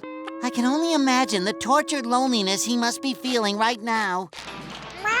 This one is very, very weird. Now, I don't think I need to explain this, but right here is a PNG of our boy SpongeBob, and as you can see, on his square pants, he has a black belt. Major part of his design, but, well, in A Pal for Gary, when SpongeBob is walking away from his house near the start of the episode, let's take a look at our boy's belt for a frame because it randomly turns white. Like, what? It's only for a split second, so obviously it's not that big of a deal. It goes back to black, but look at that, dude. I'm zooming in. It is white, and that is not correct, and neither is this next mistake. Take a look at this one. Eat up, you two. Gary! What happened to your manners? You be nice and share. Yeah, if you thought that one was bad, this one's worse. It's kind of funny as well, though. So, when SpongeBob carries a food bowl into the living room, let's take a look at the inside of his mouth for this one frame, as it appears to be yellow. When, of course, as you guys know, the inside of a mouth is usually gonna be like red or pink, and in SpongeBob's case, it's always red. So it being yellow here is just very, very strange. Very weird mistake here. And there's more. Here's the next one. Sheriff, I nabbed your bank robber. There's your culprit right there. Man, 3 mistakes in one episode? That is wild. Well, this one needs some explaining. So, throughout most of the Western crime movie or TV show that Gary the Snail is watching, throughout the episode, we see this cowboy fish right here. And he's always in this like normal olive green design. All right, this is how he looks. Remember this. Remember it. This is how he looks. But in the very last scene of this show that is shown, this just randomly changes. The animators forgot about that olive green design and just randomly color him purple with a blue fin, thus making for a strange continuity error, which is really funny because this is a mistake within a show of a show, because Gary's watching a TV show and there's a mistake in this show. So I just thought that was kind of funny, but let's head over to another episode of SpongeBob, guys, with some wild mistakes. Things are about to get wild. Found some berries we can... Where did you get the kelp cake? From the vending machine. Next episode is a SquarePants family vacation. I love this episode. I love episodes with SpongeBob's parents in them. And here's the first mistake. Are you getting hungry? How'd you know? I could hear your stomach growling. I thought for a second it might be some kind of scaly monster coming to eat us. This one's pretty straightforward, but when SpongeBob and Patrick are walking through this like mushroom forest, and SpongeBob says, for a second, I thought it was some scary monster coming to eat us. This is really bad, but our boy loses his entire left arm for a frame. Like, it's just not there. It's only for a frame. It does come back right away. But dude, look at this shot without his arm, and yeah, major mistake here, guys. Let's keep it moving though and head over to another SpongeBob episode with some wacky mistakes. Let's head back over to the classics. Yeah, you know what I'm talking about. Season 2, the Steven Hillenburg era. We've got Something Smells, a very special episode. And you know what? Before we get into the mistakes in this episode, there's 2 really bad mistakes. Here are some funny clips from this episode just for the sake of it, and then we'll get right into the mistakes. Everyone is running away from me. Watch. Hi, building. Your breath stinks. Really bad. See, I'm happy I did that. Such a nostalgic episode. It hits me in the childhood, but let's ruin that childhood by exposing that first mistake. Guess what's for breakfast? That's right. As you just seen, after SpongeBob goes from his bedroom to his kitchen to make the sundae, when he opens the door, we can see his bedroom wallpaper, all right? Instead of his living room, which is totally a mistake because SpongeBob's bedroom is not located next to his kitchen. It's located upstairs, as we've seen in numerous episodes before. So yeah, very weird mistake. I don't know why they put his bedroom wallpaper as he's coming into the kitchen. Totally a mistake. And here's another one from this episode. Ice cream. Guess I'll have to use something else. Ketchup!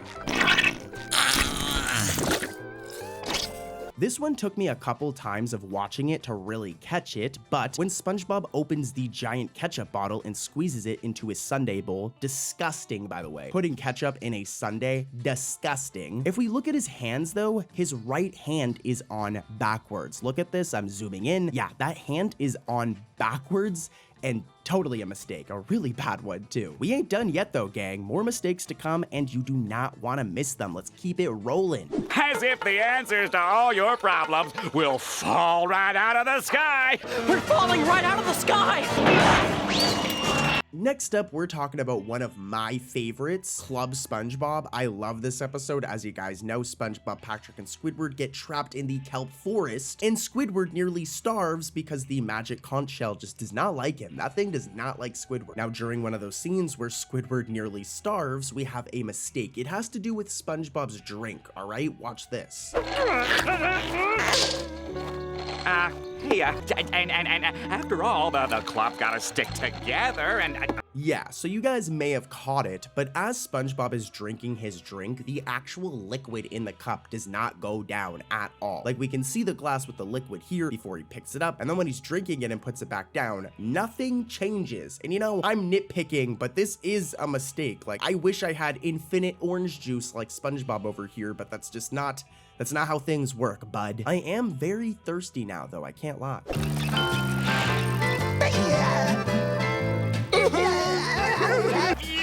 Stupid plot! This one takes place closer to the beginning of the episode, but the tree and the clubhouse are facing the road at the beginning, right? All right, right here you can see, and there are many trees seen. But after SpongeBob and Patrick insult Squidward, the tree and clubhouse have completely moved and are turned 90 degrees to the right. And now there are barely any trees shown. Just to show you too, here's a side-by-side comparing the amount of trees before and the positioning of the clubhouse, and it gets worse. As when Squidward climbs the tree, he is facing back to the road, as you can see here, all right, facing back to the road. But then when he tries to get out of the clubhouse, it is again rotated 90 degrees to the right. So like, is it facing the road? Is it facing Conch Street? It just constantly changes. Very messy, very, very strange. And here's one more from this episode that's from a similar scene. Stupid! Did you guys catch it? Well, when Squidward rides on his bike, he leaves his door open, all right? It's open. But then seconds later, as soon as he tries to get back down, the door is just randomly shut. And here's the thing, no one would have shut this door unless like a random other pedestrian incidental character came along and closed his door. There's no way his door would have closed. So kind of a weird mistake here. You can see they drew it with the door open and then forgot about this and drew it with the door closed. Not a big deal, but still a mistake. And let's keep it moving, guys. Here's another episode of SpongeBob with some wild mistakes. A sign that you're a true boob? Yes! No! that this song and I were meant to be together. Great. Now I hate two things. We've got a little season 7 action coming up for you guys. This next episode is from season 7, obviously. It's Earworm, and it's all about SpongeBob getting addicted. Like, he becomes addicted to this song that he cannot stop singing in his head. Just like I'm addicted to exposing mistakes in SpongeBob. I'm so lame sometimes, guys. Here's the first mistake. Let's see if you guys can spot it. Try to comment it before I reveal it, all right?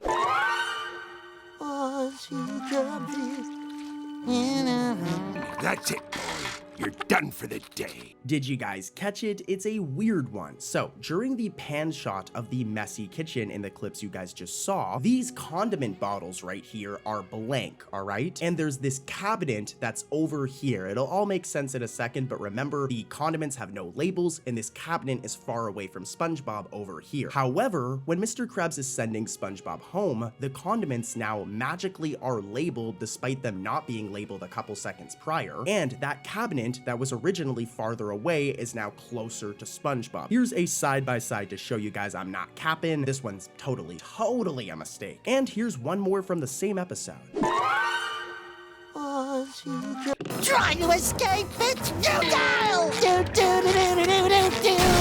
This one's kind of similar. So when SpongeBob messes up the Krusty Krab kitchen, there is a stack of Krabby Patties near the back left corner. Remember that stack of Krabby Patties. Now I'm hungry. As when SpongeBob eventually runs out seconds later, like literally seconds later, that stack of Krabby Patties is missing. Now maybe Squidward came along and moved the Krabby Patties. That is 100% a mistake, guys. 100%. And let's keep it moving. Lots coming up. Up next, we have a very underrated episode of SpongeBob, the Pink Purloiner, a tragic episode where SpongeBob thinks that Patrick has stolen his jellyfishing net. Like, they get into a whole beef. Here's some clips of them disagreeing, and then we're gonna get into this episode's first mistake. Why did you steal my jellyfishing net? What? I'm your best friend! You were my best friend, you no-good jellyfishing net thief! Poor Patrick, man. He didn't even steal anything. I know I just spoiled the episode, but he didn't actually steal anything, just saying. Anyways, though, here's the first mistake. Good night, Patrick. Good night, SpongeBob. Did you guys catch it? It's kind of funny. But when SpongeBob and Patrick arrive at their houses and SpongeBob opens his door, there's like a duplicate door behind it for a couple of seconds before it disappears. When of course, there should only be one door. I don't think I even need to tell you guys that. It happens really quickly, pretty funny. Not as funny as this next mistake though. Roll the clip. Hey, Patrick, wouldn't it be the funniest thing if you had taken my jellyfish net? I got you a present. It's a Confess-a-Bear. I know you guys caught this one because it's very, very blatant. Like, I don't know how the animators missed this one. But when SpongeBob is about to give Patrick a Confess-a-Bear, the left side of him is like completely miscolored. Like, it's just not colored in properly at all. Here's a side-by-side of how it normally looks. And yeah, very strange mistake here. That definitely was not supposed to happen, and neither was this mistake right here. Pay close attention, guys. Let's see if you guys can catch this one. Let me know in the comments if you do before I reveal it. All right, take a look. I'm staying in Bikini Bottom. Hooray! Wanna go jellyfishing? You need to pay close attention to catch this one, and we'll definitely need to slow things down and pause for you guys to even see it because it happens so fast. But at the very end of the episode, after the bus takes off, one of these passengers' faces changes colors. It's this dude right here. First, he's colored like this, but then once the animation starts of the bus moving away, it quickly just changes and his face is now this color. Here's a side-by-side, and bro, that looks really awkward. How does the dude's face change? I'm genuinely curious on how this mistake even happened from an animation standpoint. Like, I'm no animator, but this wasn't like a layering issue. It's just very, very strange. Let's keep it moving though, guys. We've got lots of episodes coming up. Look at what happened to my house. It's gone. Where am I gonna live? Hey, SpongeBob, your house is gone. Next up, we have the episode Home Sweet Pineapple, and here's the thing, guys. Cartoon Corey has been on a quest to cover all the mistakes in every single season 1 episode. I've been doing it slowly throughout multiple videos. Some videos will be focused on like one episode. Some videos, like this one, for example, I'll have a small section, and right now we're gonna cover every single mistake, every one, in the episode Home Sweet Pineapple. We're looking at like nearly 10 mistakes in this one episode alone. Here's the first one, roll the clip.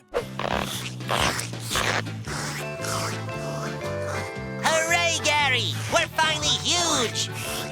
So that first one is pretty straightforward. First of all, though, take a look at this. This is a shot of SpongeBob's bed from another episode, all right? And one thing you'll notice is that the bed has a back. Well, the bed frame has like this back part. Well, in this episode, at the beginning of it, when SpongeBob sits upon his bed in Home Sweet Pineapple, the back of his bed just like disappears, dude. Like, here's a side-by-side of it from another episode as well. And just like, yeah, I don't know why they just didn't draw the back of his bed. So weird. It's always there, and then randomly it isn't here in this one shot. Very strange. Here's mistake number 2. Ow. Shell phone! I know! I'll call Squidward. He'll know what to do.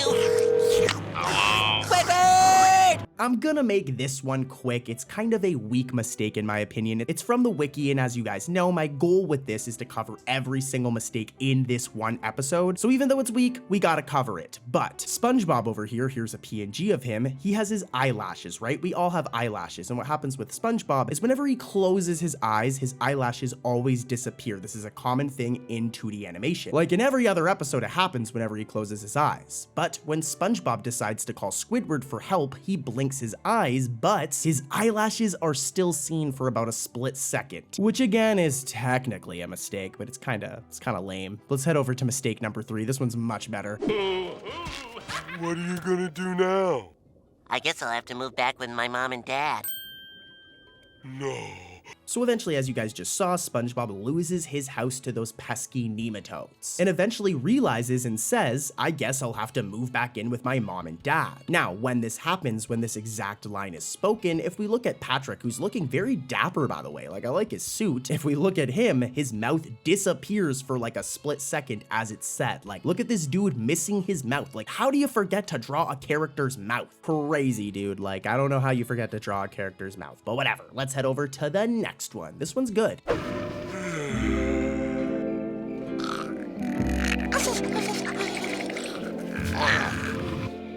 Did you guys catch it? I would not be surprised if not, because this one's kind of weird. So this is SpongeBob right here, and you'll notice that underneath his mouth, he has this like red line. I don't know if it's supposed to be his lips, if it's supposed to be his chin, but it's always there, this red line right here. It never goes away. Well, actually it does in this episode in a form of a mistake, as when SpongeBob's shivering in the clips you guys just saw, look, the red line normally underneath his mouth is gone for about a split second. It does come back, but for that split second, it is gone, dude. It's gone. Like I said, this one's very, very easy to miss, but this next one, not so much. Thanks, Squidward.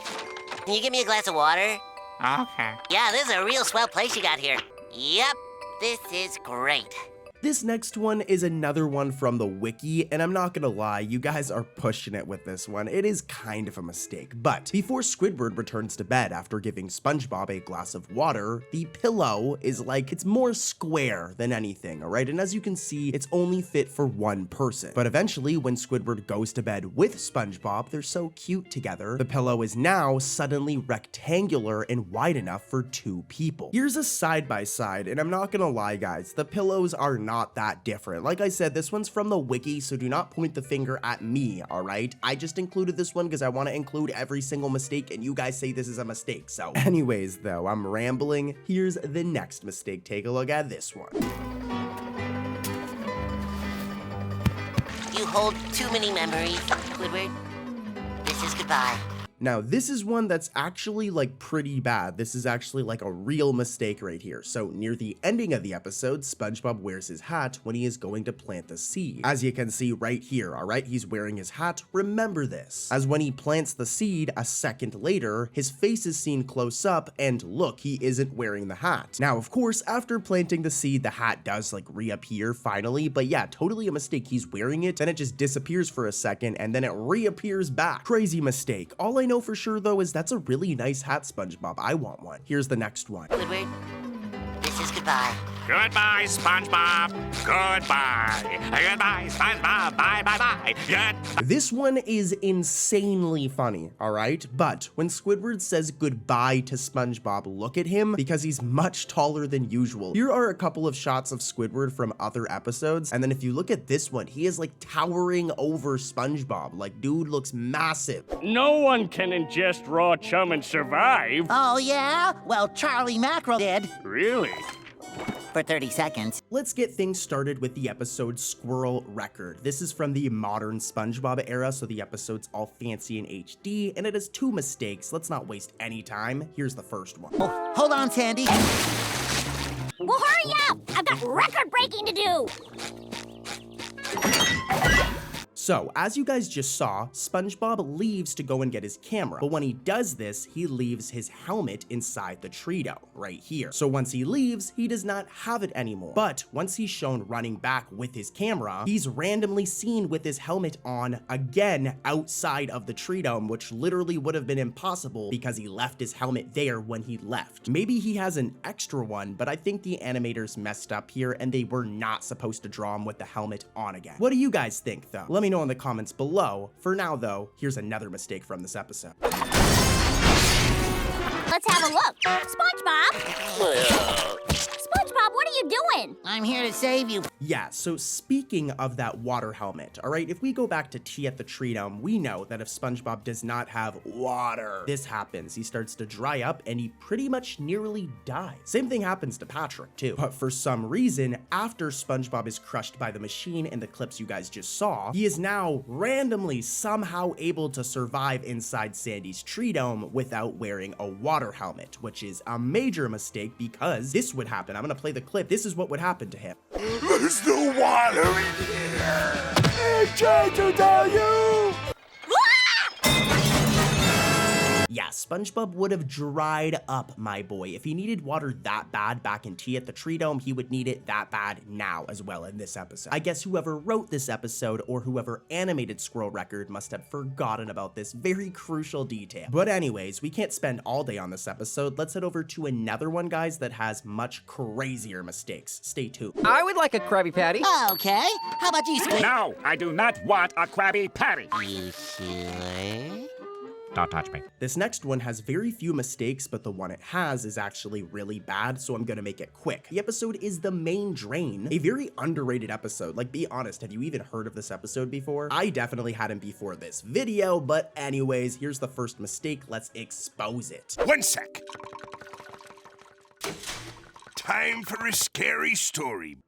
Where is the main drain, Mr. Krabs? Did you guys catch it? It's a very weird one, but when Mr. Krabs turns off the lights, it's on the left side, as you can see right here, all right? Remember, it's on the left side. However, when Mr. Krabs eventually finishes the story moments later, the switch suddenly just changes positions. Like, what? The next scene shows that the switch is now randomly above SpongeBob hanging on the ceiling, when before, it was right here. What? The animators definitely forgot about where they originally put the light, but hey, stuff happens, all right? Mistakes happen sometimes. At least this one gives us a good laugh. I don't know if it's as funny as this next episode's mistakes though. Let's keep it moving and stay tuned, guys. Things are only gonna get worse as we go. Next up, we've got some season 3 goodness. One of my favorite season 3 episodes, Just One Bite. In this episode, Squidward is exposed for loving Krabby Patties after he tries to lie and claim he doesn't like them. You're so fake, Squidward. Like, seriously, look at this compilation of this boy lying about not liking Krabby Patties. He lies so much in this episode, and then of course we're gonna get into the mistakes. They're really bad in this episode, so stay tuned. Because this Krabby Patty and all who enjoy them. No, wait, it's not what you think. You like Krabby Patties, don't you, Squidward? It's hilarious because by the end of the episode, the dude explodes from eating so many Krabby Patties. But anyways, here's the first mistake, guys. Let's expose it. I gotta have more. I gotta have more. Squidward? SpongeBob, This one's a really bad mistake, and it happens when Squidward says the line, "I gotta have more." He is jonesing for Krabby Patties, holy. When Squidward says this, look, his mouth disappears for like a split second, leaving for a really weird shot of Squidward. This also happens again when Squidward turns around and says SpongeBob. Yeah, same thing, his mouth disappears for like a split second, which is definitely a mistake, and I feel bad for Squidward because he's gonna need his mouth to eat all those Krabby Patties, so yeah. Here's another mistake from this episode. This one's just as bad. You like Krabby Patties, don't you, Squidward? yes, I admit it, SpongeBob! I knew it all along, Squidward. It happens around the same time as the last one before SpongeBob goes in the patty vault, but for about a split second during his lines, one of his pores or holes just turns blue. Like, what is going on here, SpongeBob? That is not supposed to be blue. What? I can tell you what the issue is here. It's an animation error. If you look behind SpongeBob, the patty vault is blue. So for whatever reason, the layer of his pores, they're like clipping through and showing the blue wall behind it, which, you know, is definitely a mistake. Mistakes happen, but this one's kind of rough. I don't know how they missed it. I don't know how they missed this one either. Here's one more from Just One Bite, and then we'll head over to another episode, guys. Lots of other episodes coming up. It's disgusting. Hey, that's real good, Squid. That's real fun. I'm gonna make this one quick because it's a very typical SpongeBob error. Don't worry, there's lots of crazier ones coming up, but in the scenes where Incidental 40 is enjoying his king-sized Ultra Krabby Supreme I Want One, the chum bucket, which should be across from the street, is just missing. Here's a shot showing that normally it is across the street, there's a path between them. Here's another shot proving it, yeah, but in this episode, Just One Bite, the chum bucket just doesn't exist anymore, I guess. The animators just forgot that it's supposed to be across the street. Crazy. Let's keep it going though, guys. Mustn't receive any more blows to the head. Care for him as if he were your very own. Ready for some fun? Let's do another quick one from the episode Squid Baby. Let's get right into it. Here's the first mistake. My face! My face! Also my leg, but mostly my face! Hey, you gonna take... This one's definitely going to need some explaining. This character right here is Incidental 106, and he's colored like this. Remember these colors, all right? This right here is Incidental 107, and he's colored like this. Now, they both appear in Squid Baby in numerous different scenes, and they're colored correctly. Like I said, remember how they're colored, as after Baby Squidward scribbles all over Incidental 41's face, we get a shot of Incidental 106, but this time he's colored incorrectly. For some reason, they made a mess up and they swapped Incidental 106 with Incidental 107's colors. So it's separate fish, but the colors are completely swapped. Like, what? Here's another mistake from Squid Baby. This one's interesting.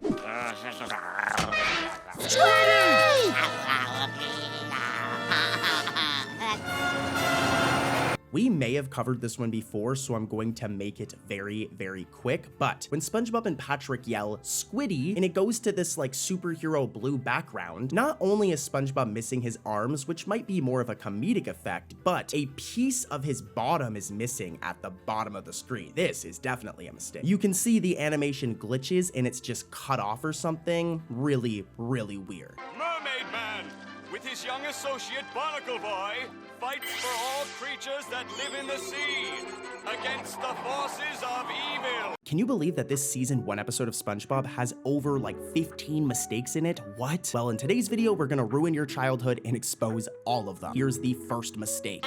Barnacle Boy, unite! Creatures of the deep, assemble!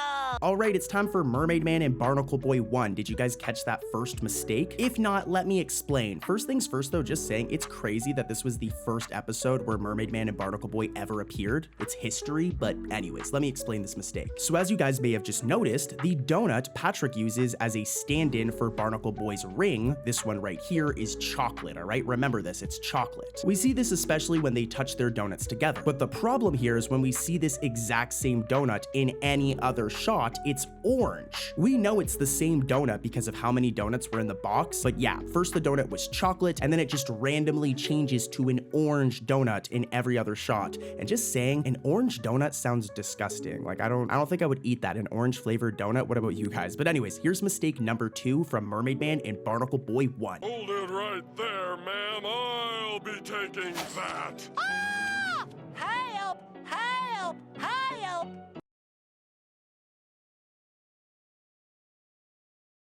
It's working. This one is really, really weird. So there's a joke in this episode, you guys just saw it in the clip, where Patrick takes SpongeBob's purse and peers out from behind this building right here, looking out from behind it. But if you look closely at one point, the purse is just seen floating beside him when he's supposed to be holding it. It's right here, and yeah, that thing is just floating, which I don't even think I need to explain is totally a mistake. And here's number 3. Remember guys, not every mistake in the beginning is going to be like crazy, but as we go, they're gonna get really bad. You know what this means? Donuts! Oh, brother. So as you guys just saw, Mermaid Man and Barnacle Boy realize that they need to fight evil again, even though SpongeBob's just a massive fan, and they pull out their iconic rings. Now, if you look at these rings, there's an M and a B on each ring, because one is for Mermaid Man exclusively for him, and the other is exclusively for Barnacle Boy. That's why they have the letters on them. As you can see, the B ring is on the left, and the M ring is on the right. However, if we watch closely when Barnacle Boy puts the ring on Mermaid Man, I'm slowing down the footage, he actually puts the ring with the B on Mermaid Man. We know this because it was on the left side, so major mistake here. The ring on the right should have been the one that went onto Mermaid Man's hand because it has an M on it. All right, makes sense. Let's keep it moving. More mistakes are coming, and they're pretty interesting, so yeah, let's keep it moving. Say the old Mermaid Man and Barnacle Boy, unite!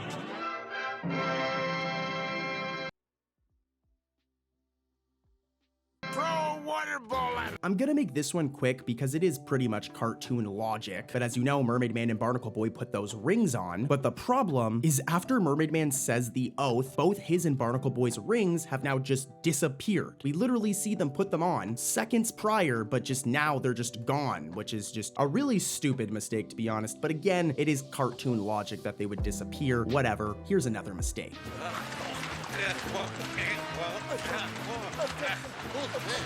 It's the raging whirlpool!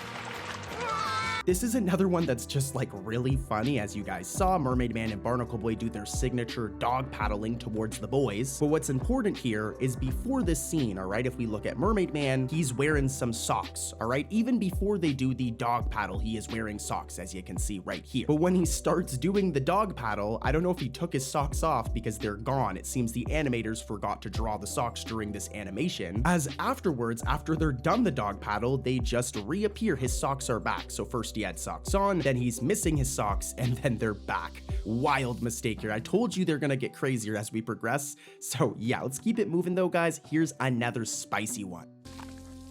To the broccoli!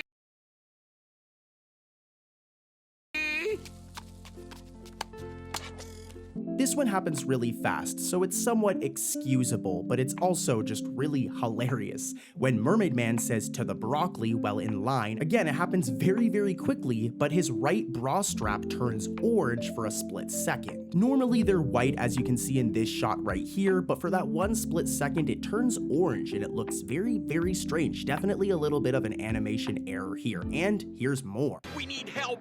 Sea creatures unite!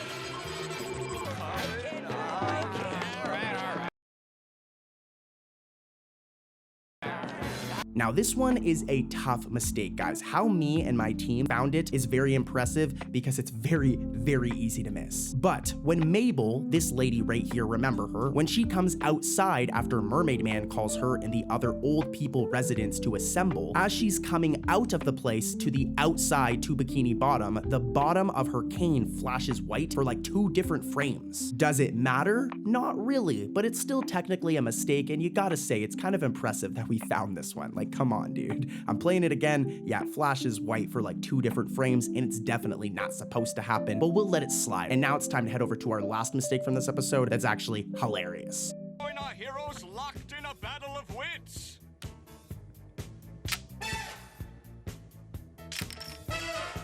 All right, it's time for the last mistake. So as you guys just saw, Mermaid Man and Barnacle Boy were playing checkers. Now, whenever we get a zoomed out shot of this checkerboard, it's incorrectly colored, with the red squares being where the black squares are supposed to be, and the black squares being where the red squares are supposed to be. Now, in any of these zoomed in shots, it's correct, right? So we can do a side by side. Here's a zoomed in shot, and here's a zoomed out shot, and you'll notice the zoomed out shots are incorrect. They messed up the board for checkers. Maybe checkers is reversed in Bikini Bottom, but the fact that they drew it correctly when zoomed in shows that those zoomed out shots are 100% a mistake. Rest in peace to the voice actor of Mermaid Man, just saying he's a legend. And yeah, that's it for Mermaid Man and Barnacle Boy 1.